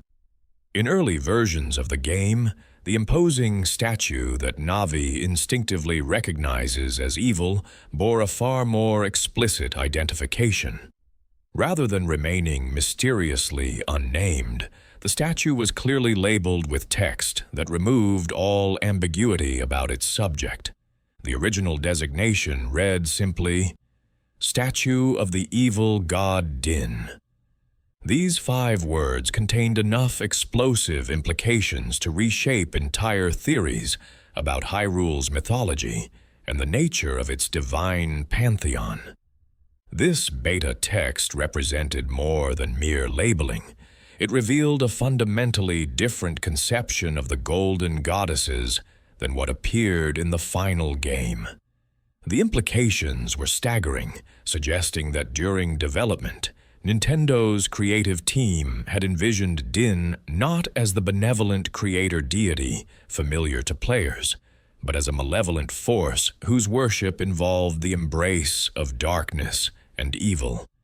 This interpretation cast the entire Gerudo culture in a radically different light, transforming them from desert survivors who happened to practice thievery into active worshippers of a genuinely evil deity. Supporting evidence for this darker vision of Din emerged from additional beta content, discovered in the same archaeological expedition through the game's development history. Unused textures from an earlier build of the game revealed additional Gerudo encampments that had been removed from the final version. These camps contained tents marked with Gerudo script that provided further insight into the tribe's relationship with their patron deity. One particular tent bore an inscription that translates to, "May we have Din's divine protection, safe passage, good health." The prayer found on the tent reveals the complexity of the Gerudo's relationship with their goddess, even in her evil incarnation. The request for protection and safe passage suggests that the tribe saw Din's evil nature not as something to be feared, but as a source of strength in their harsh desert environment. This perspective implies a theological framework where evil and good represent different strategies for survival rather than absolute moral categories.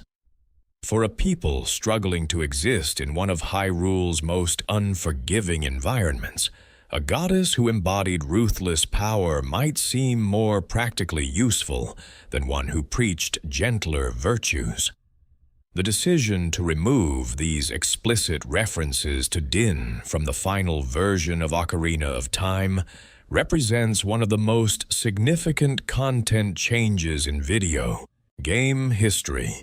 The development team's choice to obscure the goddess's identity transformed what would have been a straightforward revelation into an enduring mystery that has captivated players for decades. This editorial decision reflects broader philosophical questions about storytelling, particularly the balance between providing clear answers and allowing audiences to develop their own interpretations. Developer interviews and design documents from the period reveal that the choice to remove Din's name was not made lightly or without extensive internal debate. The development team recognized that explicitly portraying one of the three golden goddesses as evil would create theological complexities that might undermine the game's broader narrative coherence. The Golden Goddesses had been established as the supreme creators of Hyrule's world, beings whose combined efforts brought order from chaos and life from void. Designating one of these fundamental creators as evil raised troubling questions about the nature of creation itself. The theological implications of an evil Din extended far beyond the immediate context of the Spirit Temple. If one of the three creator goddesses was genuinely malevolent, what did that suggest about the moral framework of the universe they had created together? Did the presence of evil in the world result from Din's corrupting influence, or had all three goddesses collaborated in creating a reality where evil could flourish alongside good? These questions threaten to undermine the relatively straightforward moral universe that the Zelda series had established, replacing clear distinctions between light and darkness with uncomfortable ambiguities. The removal of explicit Din references also reflected practical concerns about player reception and the game's intended audience. Ocarina of Time was designed to appeal to players across a wide age range, from children experiencing their first epic adventure to adults seeking sophisticated gaming experiences.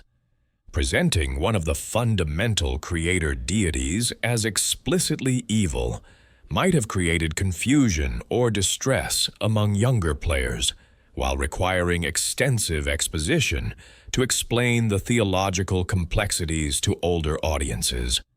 The artistic philosophy behind this editorial decision reveals Nintendo's sophisticated understanding of the power of mystery in storytelling. By removing the explicit identification of the goddess while retaining all the visual and atmospheric elements that suggested her evil nature, the development team created a puzzle that would engage players' imaginations far more effectively than any direct explanation could. The unnamed evil goddess became a catalyst for speculation, discussion, and creative interpretation that has continued for over 2 decades. The beta content also reveals how the development team's vision of the Gerudo culture evolved during the creation process. In early versions, the tribe's connection to Din was explicit and central to their identity. They were not merely desert survivors who happened to follow Ganondorf, but devotees of a divine patron whose nature aligned with their harsh methods and pragmatic approach to morality. This characterization gave their actions a religious dimension that elevated them from simple antagonists to representatives of an alternative theological framework. The unused Gerudo prayer text provides particularly fascinating insight into how this religious framework might have operated in practice. The request for divine protection and safe passage suggests that even an evil goddess could be approached through traditional religious forms, that worship of dark powers did not necessarily require elaborate rituals of corruption or sacrifice. This nuanced portrayal of divine evil would have distinguished the Gerudo's religious practices from the more obviously malevolent cults typically associated with dark deities in fantasy fiction. The evolution of the spirit temple's name during development provides additional evidence of the creative team's changing vision. Early design documents refer to the location by names that explicitly connected it to Din, while later versions progressively obscured this relationship until the final designation simply identified it as the temple dedicated to the element of spirit. This progression demonstrates how the development team gradually moved away from explicit divine identification toward the more mysterious designation that appears in the finished game. The implications of the beta revelation extend beyond mere historical curiosity to influence contemporary understanding of Zelda lore and mythology. Knowing that Din was originally intended to be portrayed as evil provides a new lens through which to examine her role in subsequent games. Her association with power and strength takes on darker connotations when viewed through this perspective, while her creation of the desert environment might be seen as an act of hostility rather than benevolence. The beta content also illuminates the complex relationship between canonical and non-canonical information in video game storytelling. While the unused text and textures cannot be considered officially part of the Zelda universe, they provide valuable insight into the creative intentions that shaped the final product. The decision to remove explicit references to Din suggests that the mystery was deliberately crafted rather than accidentally created, that the ambiguity surrounding the desert goddess represents an intentional artistic choice rather than oversight.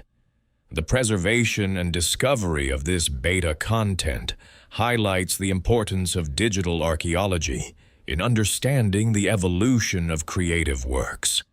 Video games, unlike traditional media, exist as complex digital artifacts, that contain layers of information beyond what players experience during normal gameplay.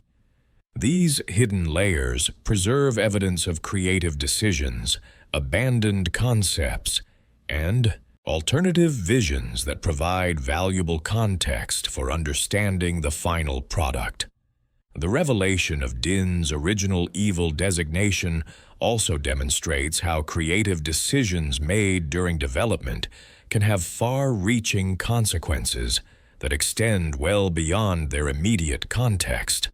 The choice to remove her name from the Spirit Temple transformed a straightforward plot element into a mystery that has generated countless hours of discussion, speculation, and fan creativity. This transformation illustrates the unpredictable alchemy through which creative decisions combine with audience imagination to produce meanings that exceed the creator's original intentions.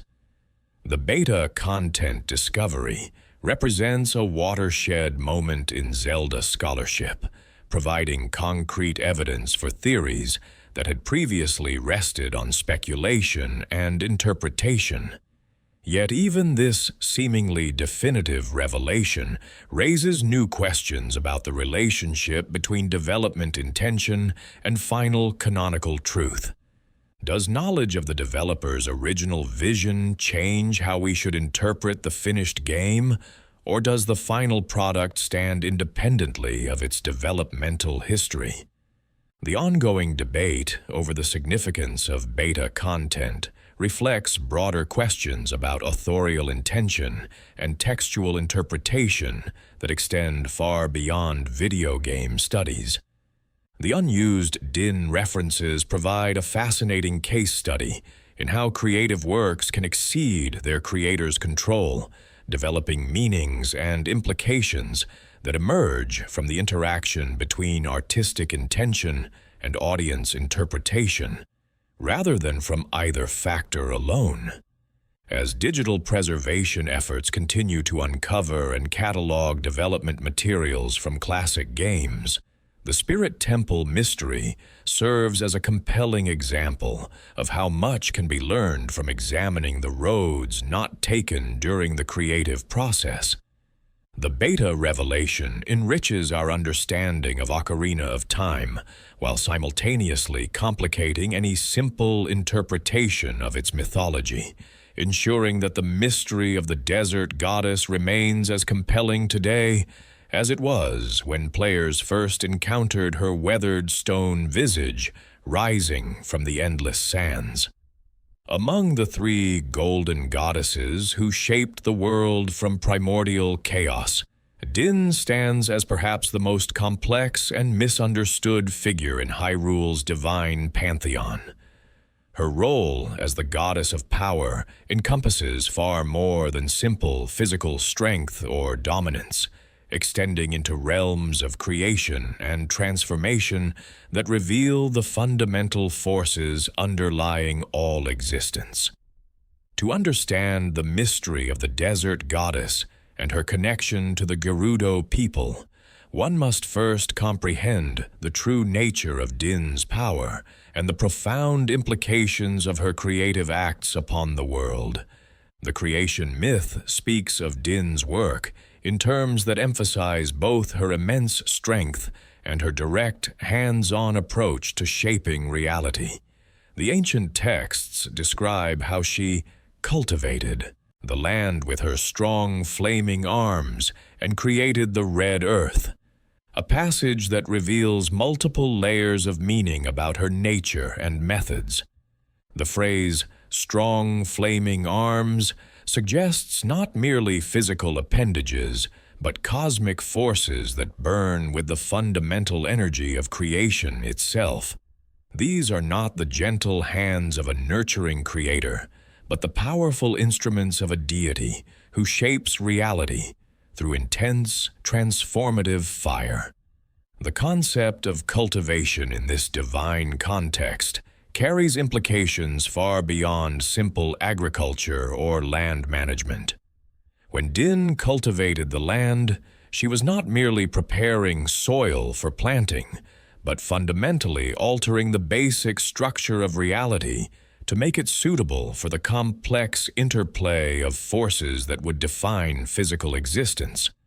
Her cultivation involved the introduction of principles like gravity, thermodynamics, and the electromagnetic forces that govern atomic interaction.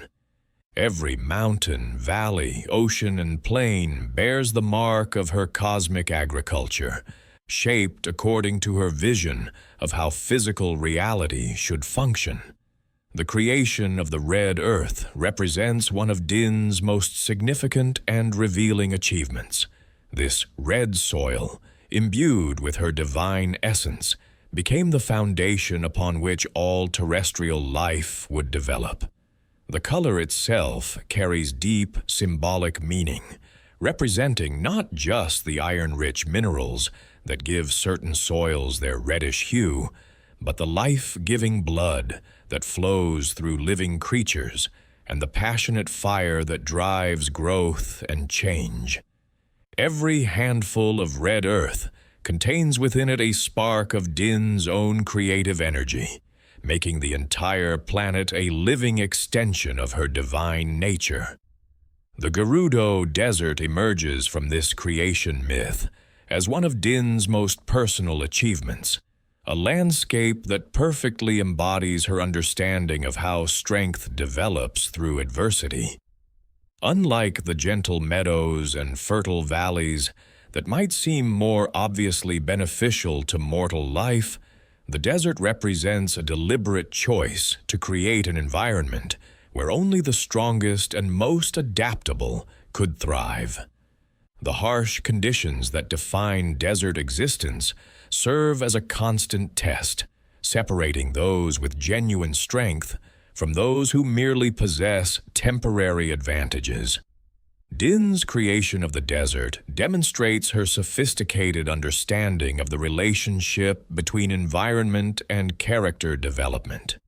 She recognized that creatures raised in comfort and abundance might never discover their true potential, never develop the resilience and determination necessary to face serious challenges. The desert serves as her gift to those beings capable of appreciating its harsh lessons, offering them the opportunity to forge themselves into something stronger and more durable than would be possible in easier circumstances. The geological processes that shaped the desert reveal Din's mastery over deep time and her willingness to work on scales that dwarf mortal comprehension. The rock formations that rise from the desert floor were shaped by millions of years of patient erosion and uplift, processes that Din initiated with the same careful attention that a mortal artist might devote to sculpting a single statue. The mountains, mesas, and canyons that punctuate the desert landscape represent her understanding of how beauty can emerge from the interplay between creative and destructive forces. The extreme temperature variations that characterize desert environments reflect Din's understanding of the refining power of fire and cold working in combination. The blazing heat of desert days burns away weakness and impurity, while the bitter cold of desert nights tests the ability to maintain inner warmth and determination when external support vanishes. These daily cycles of expansion and contraction, heating and cooling, create a natural forge where materials and spirits alike are strengthened through repeated testing. The scarcity of water in the desert represents, perhaps, the most profound aspect of Din's pedagogical approach to environmental design. Water, the substance most essential to life, becomes precious and meaningful only when its absence creates genuine need. In regions where water flows freely, mortals take its life-giving properties for granted. In the desert, every drop becomes sacred, every spring becomes a shrine, and the discovery of hidden water sources becomes a religious experience that connects the finder directly to the fundamental forces that sustain existence. Din's association with fire extends far beyond the obvious connections to heat and combustion to encompass all forms of energy transformation that drive change and growth. Fire represents the force that breaks down complex structures into simpler components, while simultaneously providing the energy necessary for new combinations and synthesis. This dual nature of destruction and creation makes fire the perfect symbol for Din's approach to cosmic governance, which recognizes that meaningful progress often requires the elimination of outdated forms and the courage to embrace uncertainty. The Triforce of power serves as the crystallized essence of Din's nature, containing within its triangular perfection all the forces she embodies in concentrated form. Unlike the other pieces of the Triforce, which require wisdom to use safely or courage to wield effectively, the Triforce of power seems almost eager to be used, responding readily to the will of anyone strong enough to claim it. This characteristic reflects Din's belief that power should flow to those capable of seizing and maintaining it, rather than being distributed according to abstract principles of fairness or need. The connection between Ganondorf and the Triforce of power reveals the complex relationship between Din's nature and the moral frameworks that govern mortal existence. Ganondorf's worthiness to wield the Triforce piece cannot be questioned from the perspective of raw strength and determination, for he possesses both in abundance. His ability to maintain his connection to the Triforce through centuries of conflict and defeat demonstrates the kind of relentless will that Din values above conventional virtues like compassion or humility. Yet the consequences of Ganondorf's use of Din's power raise troubling questions about the relationship between strength and morality, between the ability to seize power and the wisdom to use it beneficially. Din's piece of the Triforce enables him to accomplish remarkable feats, from surviving execution by the sages to maintaining his influence across multiple timelines. However, these achievements come at enormous cost to others, suggesting that power without balancing influences inevitably leads to destruction and suffering. The poetry of Ganondorf's hideout being located within the statue of Din takes on new meaning when viewed through the lens of the Beta revelation. If the desert goddess was indeed intended to represent Din in her evil aspect, then Ganondorf's choice of headquarters becomes a form of homecoming, a return to the source of his power, and the deity whose nature most closely aligns with his own methods and goals. The statue serves not merely as concealment, but as a shrine where he can commune with the divine force that validates his approach to leadership and conquest. The duality within Din's nature reflects broader theological questions about the relationship between divine power and moral responsibility. Traditional interpretations of the golden goddesses present them as fundamentally benevolent beings whose combined efforts created a world designed to nurture life and promote growth. Yet the evidence surrounding the desert goddess suggests that Din might represent a more complex figure whose commitment to strength and power can manifest in ways that seem cruel or destructive to those who lack the perspective to understand her deeper purposes. The possibility that Din could be genuinely evil, rather than simply misunderstood, challenges fundamental assumptions about the nature of divinity and creation. If one of the three creator goddesses harbors malevolent intentions, then the world itself becomes a more morally ambiguous place, where the forces of good and evil operate from positions of comparable cosmic authority. This interpretation suggests that the struggle between light and darkness represents not a temporary imbalance to be corrected, but a permanent feature of reality that reflects competing divine visions. Alternatively, Din's apparent evil might represent a necessary aspect of cosmic balance, a harsh but ultimately beneficial force that prevents the world from stagnating in comfort and complacency. From this perspective, her creation of challenging environments and her support for ambitious individuals serves the greater good by ensuring that life continues to evolve and strengthen, rather than settling into patterns of ease and decay. The suffering that results from her influence becomes the price paid for continued growth and development. The Oracle of Seasons provides additional insight into Din's nature through her incarnation as a mortal woman who embodies the seasonal cycles of growth, harvest, and renewal.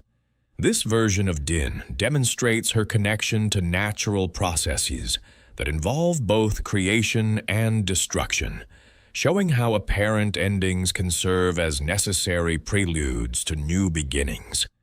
The seasonal Din's ability to dance with such joy and vitality while governing cycles that include death and dormancy illustrates the complex relationship between celebration and acceptance of life's harsher realities. The Gerudo's apparent understanding of Din as their patron deity makes perfect sense when viewed through the lens of their cultural values and environmental circumstances. A goddess who creates strength through adversity, who rewards those willing to seize what they need rather than wait for charity, and who embodies the transformative power of fire, would naturally appeal to a people forged by desert survival. Their practices of raiding and theft might be seen not as violations of divine will, but as expressions of Din's teaching that strength should claim its due from weakness. The relationship between Din and the other golden goddesses becomes more complex when considering the possibility of her evil nature. Did Nayru and Furore collaborate knowingly with an evil deity in creating the world, or did Din's nature change after the completion of their shared project? The interconnected nature of their creative work suggests that all three goddesses contributed essential elements that could not have been provided by any two of them working alone, implying that even evil might serve necessary functions in the cosmic order. The ongoing worship of Din throughout Hyrule's history demonstrates the enduring appeal of power as a divine virtue, even when that power manifests in ways that seem harsh or threatening. The Goron's reverence for her strength, the Gerudo's embrace of her challenging gifts, and even Ganondorf's channeling of her essence through the Triforce all reflect different aspects of a complex deity whose nature defies simple moral categorization.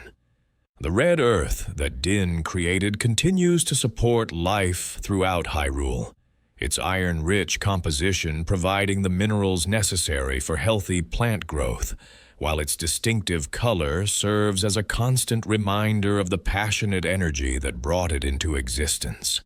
Every flower that blooms in red soil, every tree that sends roots deep into crimson clay, participates in the ongoing expression of Din's creative vision. The earth itself becomes a prayer offered by all living things to the goddess whose strength made their existence possible.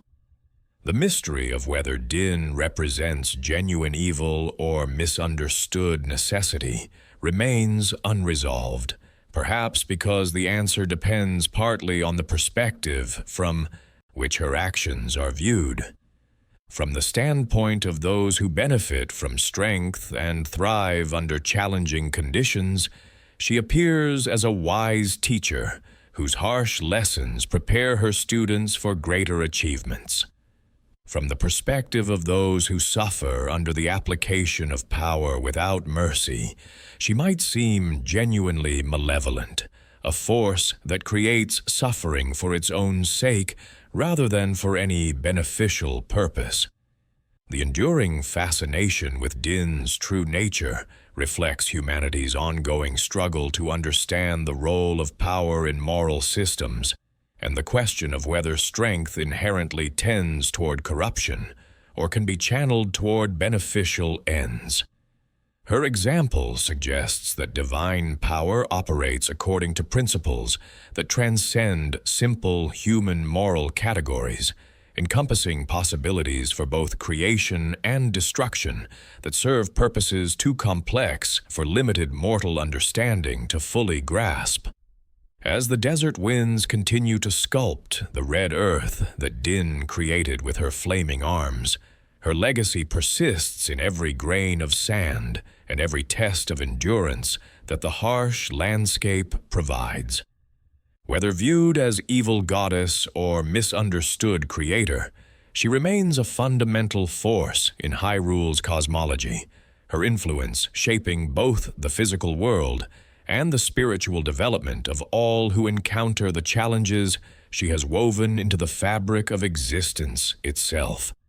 In the decades following the release of Ocarina of Time, the mystery of the desert goddess has evolved from a curious detail noticed by observant players into one of gaming's most enduring enigmas. This transformation reflects the unique relationship between video games and their audiences, where mysteries embedded within interactive worlds can spark communities of investigation that persist long after initial publication. The unnamed deity whose statue dominates the spirit temple has become a focal point for discussions that extend far beyond simple plot analysis into realms of mythology, theology, and the nature of storytelling itself. The emergence of online communities dedicated to Zelda lore created unprecedented opportunities for collaborative investigation of the series' mysteries. Forums, wikis, and social media platforms became virtual archaeological sites where dedicated fans could share discoveries, compare interpretations, and build upon each other's insights.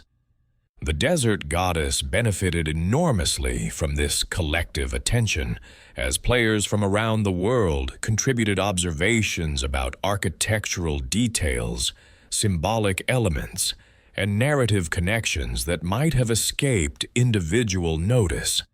These fan communities developed sophisticated methodologies for analyzing video game narratives that rival academic approaches to literary criticism. Close reading techniques traditionally applied to written texts were adapted for examining environmental storytelling, character design, and the subtle ways that game mechanics can reinforce thematic content.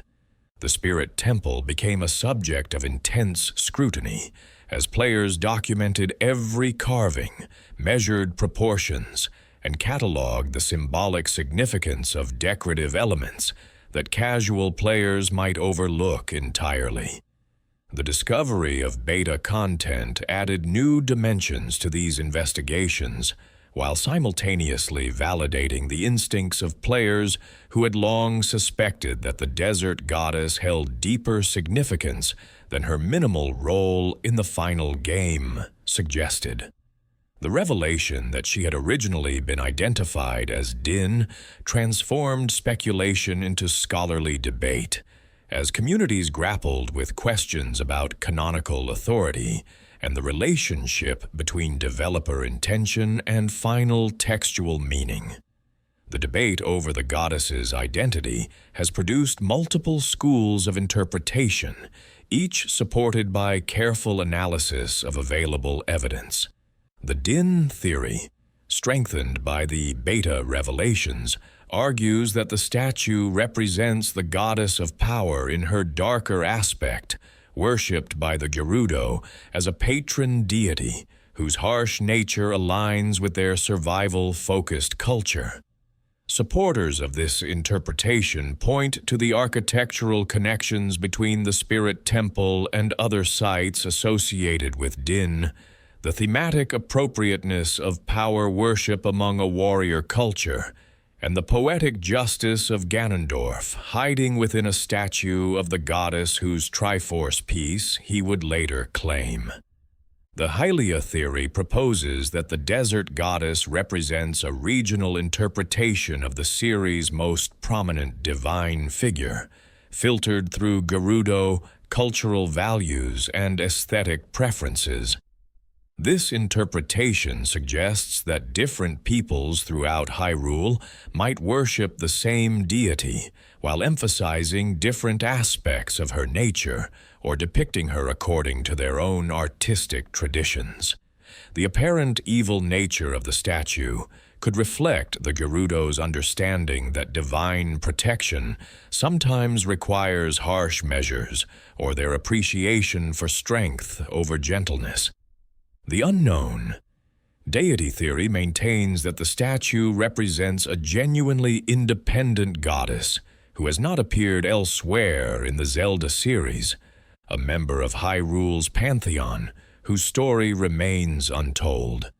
This interpretation emphasizes the series' history of introducing new divine figures and the possibility that the desert's harsh environment might have given rise to unique spiritual traditions not found elsewhere in the kingdom.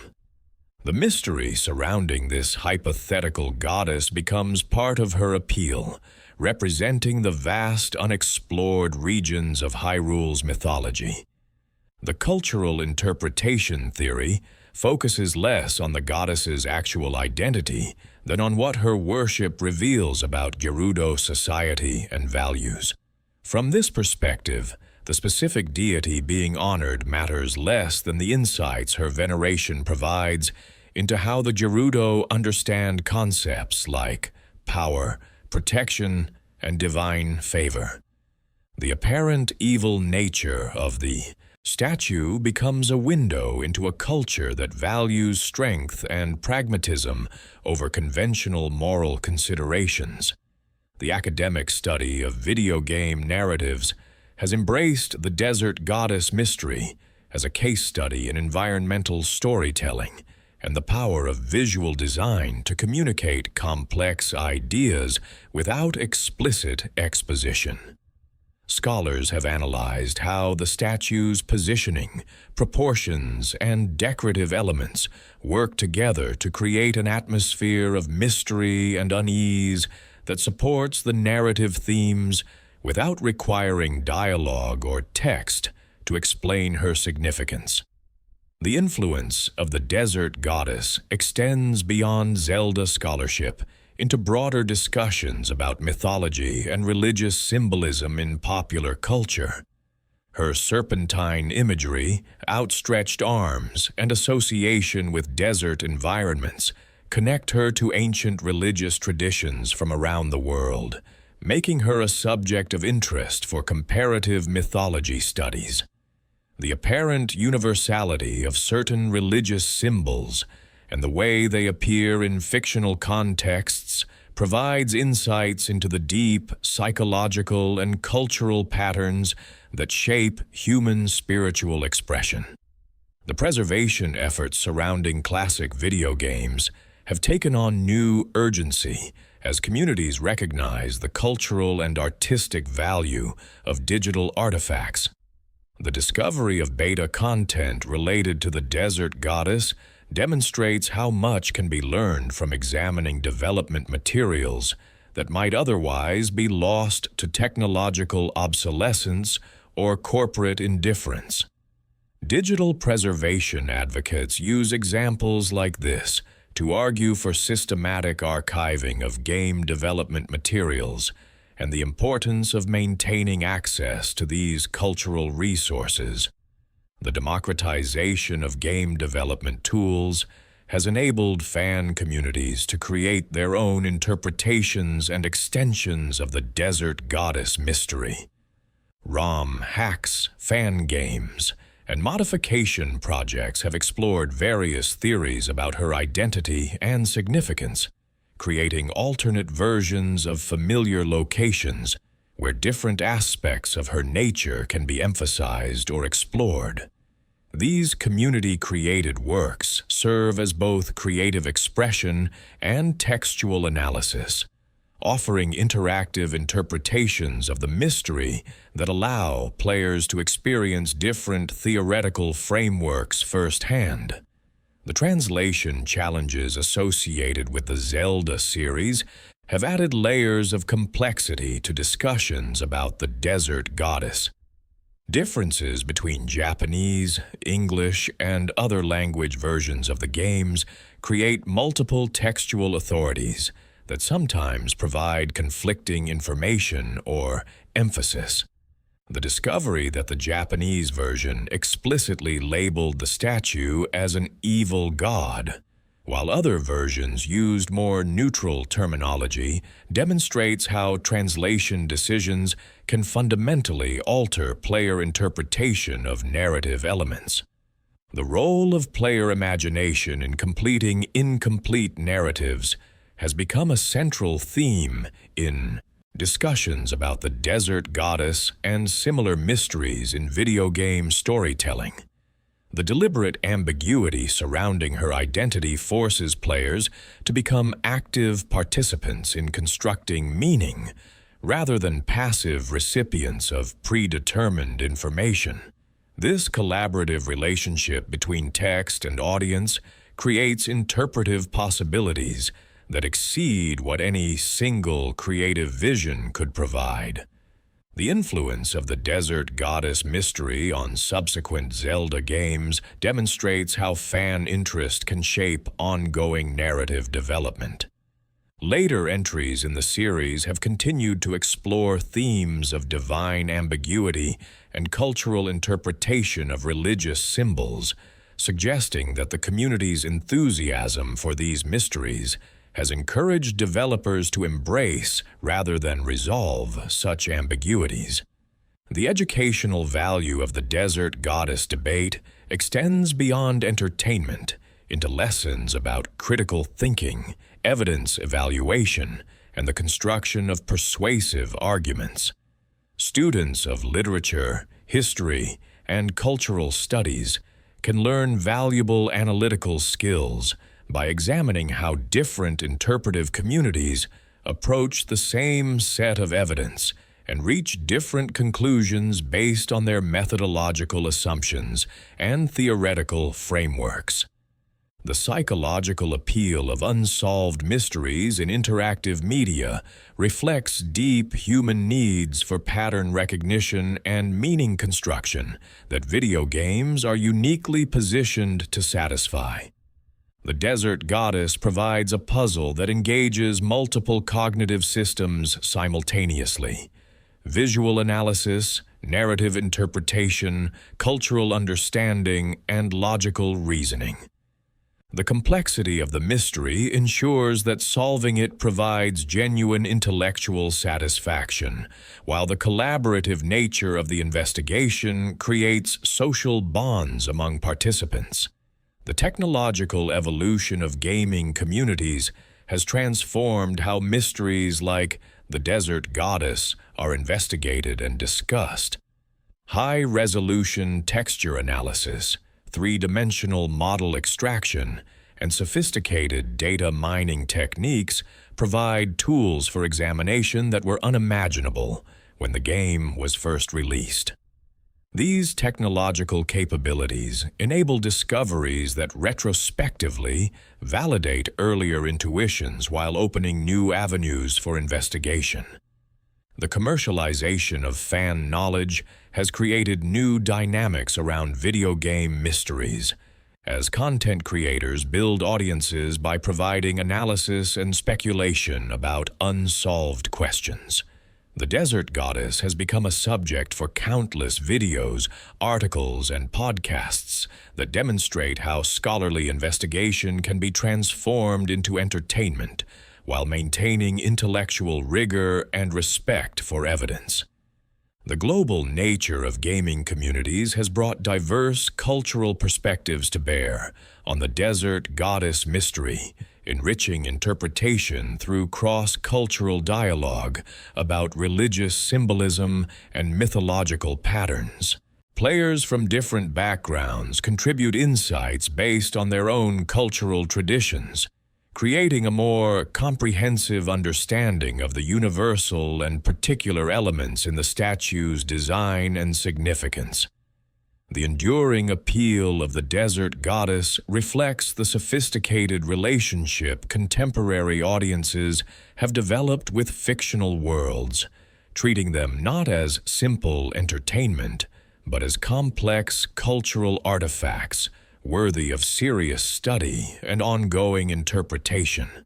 The mystery has transcended its origins as a minor detail in a single game to become a symbol of the interpretive possibilities that emerge when creative ambiguity meets passionate audience engagement. As new generations of players discover the Zelda series and encounter the desert goddess for the first time, the mystery continues to evolve and attract fresh perspectives. Each new interpreter brings different experiences, knowledge, and cultural background to bear on the same visual and textual evidence, ensuring that the conversation remains dynamic and productive rather than settling into rigid orthodoxy. The legacy of the desert goddess mystery demonstrates how video games can function as collaborative texts, where meaning emerges from the interaction between creative vision and audience interpretation, rather than being predetermined by authorial intention alone. This collaborative model of meaning-making represents one of the medium's most distinctive contributions to contemporary culture, offering new possibilities for storytelling that exceed the capabilities of traditional narrative forms. In the end, the mystery of the desert goddess stands as testament to the power of questions that resist easy answers, puzzles that reward investigation while maintaining their essential mystique. Her weathered stone features continue to challenge interpreters decades after her creation, proving that the most enduring mysteries are those that grow more complex rather than simpler under sustained examination, revealing new depths of meaning. With each generation of curious minds willing to venture into the shifting sands of textual interpretation.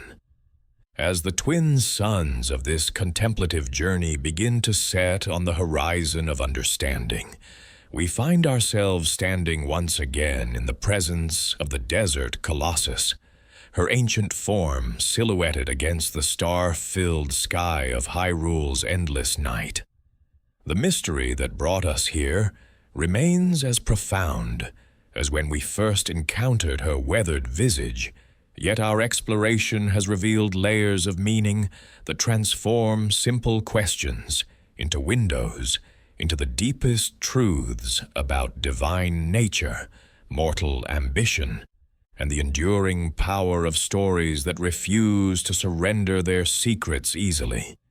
The goddess of the sand continues her eternal vigil over the wasteland, unchanged by the centuries of speculation and investigation that have swirled around her like the desert winds that carved her features. Her outstretched arms still reach toward the heavens with gestures that could represent blessing or threat, supplication or demand. The serpents that coil around her stone form still seem to writhe in the shifting shadows cast by moonlight and starshine. Her eyes, worn smooth by countless years of sandstorm and weather, still possess that unsettling quality that makes observers feel watched, evaluated, perhaps judged by standards beyond mortal comprehension. In the silence of the desert night, we can almost hear the echoes of ancient prayers spoken in languages long forgotten, the whispered devotions of Gerudo worshippers who understood something about divine nature that remains hidden from contemporary understanding. These phantom voices carry with them the weight of authentic religious experience, the profound connection between mortal need and divine response that transforms mere statuary into something approaching the sacred. Whether those ancient prayers were offered to Din in her aspect as creator and protector, to an unknown goddess whose story has been lost to time, or to something darker that demanded tribute rather than offered blessing, their emotional authenticity transcends questions of theological correctness.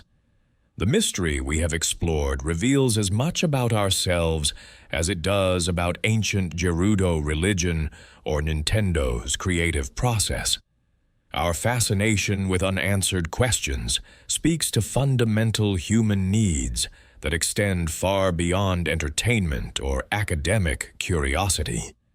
We are creatures who create meaning from incomplete information, who find beauty in ambiguity and depth in deliberate obscurity. The desert goddess serves our psychological needs precisely because she refuses to be fully understood, because every answer we discover about her nature generates new questions that lead us deeper into the labyrinth of interpretation. The collaborative nature of the investigation demonstrates how modern communities can transform individual entertainment into collective exploration of ideas. The forums, wikis, and discussion groups that have grown up around Zelda mysteries represent a new form of scholarly discourse, one that operates outside traditional academic institutions while maintaining serious commitment to evidence-based reasoning and careful analysis. These communities prove that intellectual rigor and passionate engagement can coexist, that the most profound questions often emerge from sources that academic establishments might initially dismiss as frivolous. The relationship between gods and mortals that the desert goddess embodies reflects timeless themes that connect fictional narratives to the deepest concerns of human existence. Whether she represents Din in her darker aspect or an entirely different deity, her apparent indifference to conventional moral categories forces consideration of divine nature that transcends simple anthropomorphic projection. The possibility that gods might operate according to principles that seem cruel or incomprehensible to mortal observers challenges comfortable assumptions about cosmic justice and divine benevolence. The Gerudo culture that created or maintained her shrine demonstrates how environmental pressures can shape spiritual understanding in profound ways. Their worship of strength and their pragmatic approach to survival created a religious framework that might seem harsh to those raised in gentler circumstances.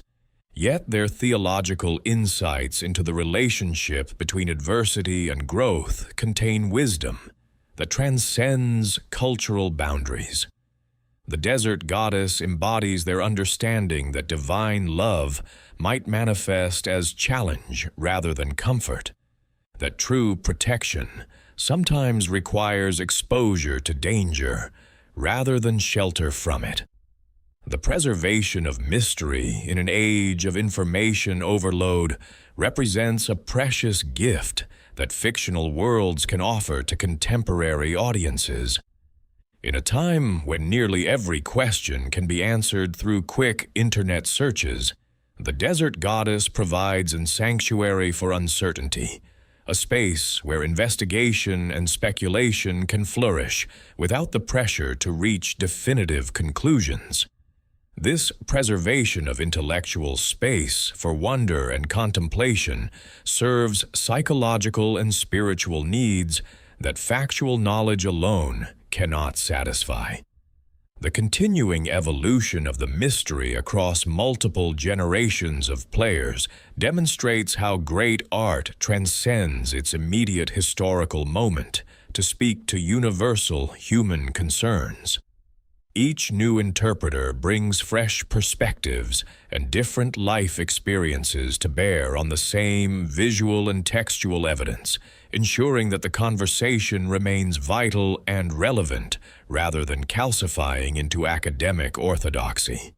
The goddess speaks differently to children encountering her for the first time than to adults returning to childhood memories, differently to players from various cultural backgrounds, differently to each individual depending on their current life, circumstances, and spiritual needs. The technological preservation of development materials that revealed the beta content represents a form of cultural archaeology that will become increasingly important as digital media constitutes larger portions of human creative expression. The discovery of the original Din reference demonstrates how much can be learned from examining the creative process rather than simply consuming finished products.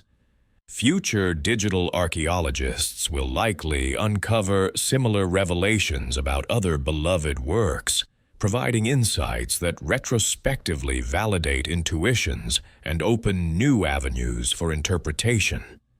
The academic legitimacy that video game studies has achieved reflects broader cultural shifts in how society evaluates different forms of artistic expression.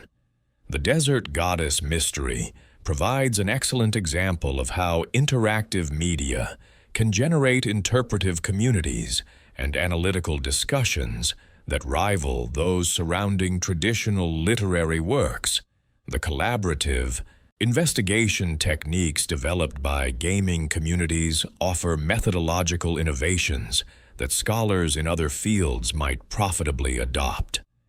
The intersection of commerce and community that surrounds video game mysteries creates new economic models for intellectual discourse. Content creators who build audiences through careful analysis and thoughtful speculation demonstrate how scholarly investigation can become sustainable enterprise while maintaining intellectual integrity. The Desert Goddess has supported countless hours of creative content that serves both entertainment and educational functions, proving that profit and enlightenment need not be mutually exclusive.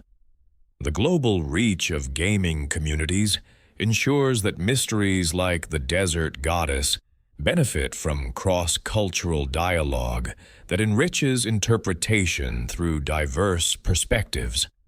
Players from different religious traditions, cultural backgrounds, and linguistic communities contribute insights that no single cultural viewpoint could provide. This international collaboration in textual interpretation represents a new form of comparative cultural studies that operates through shared engagement with fictional worlds rather than abstract academic frameworks. As we prepare to leave the desert colossus and return to ordinary consciousness, the goddess offers one final gift, the reminder that some questions are more valuable than their answers, that mystery itself serves essential functions in human psychology and culture. Her refusal to reveal her secrets completely ensures that future generations will find their own meanings in her weathered features, their own significance in her ambiguous gestures, their own truths in the shadows that dance around her ancient form. The desert winds that have sculpted her face for millennia will continue their patient work, slowly erasing details, while somehow deepening the mystery rather than resolving it. Each grain of sand that the wind carries away takes with it a fragment of surface information while revealing new depths of meaning underneath.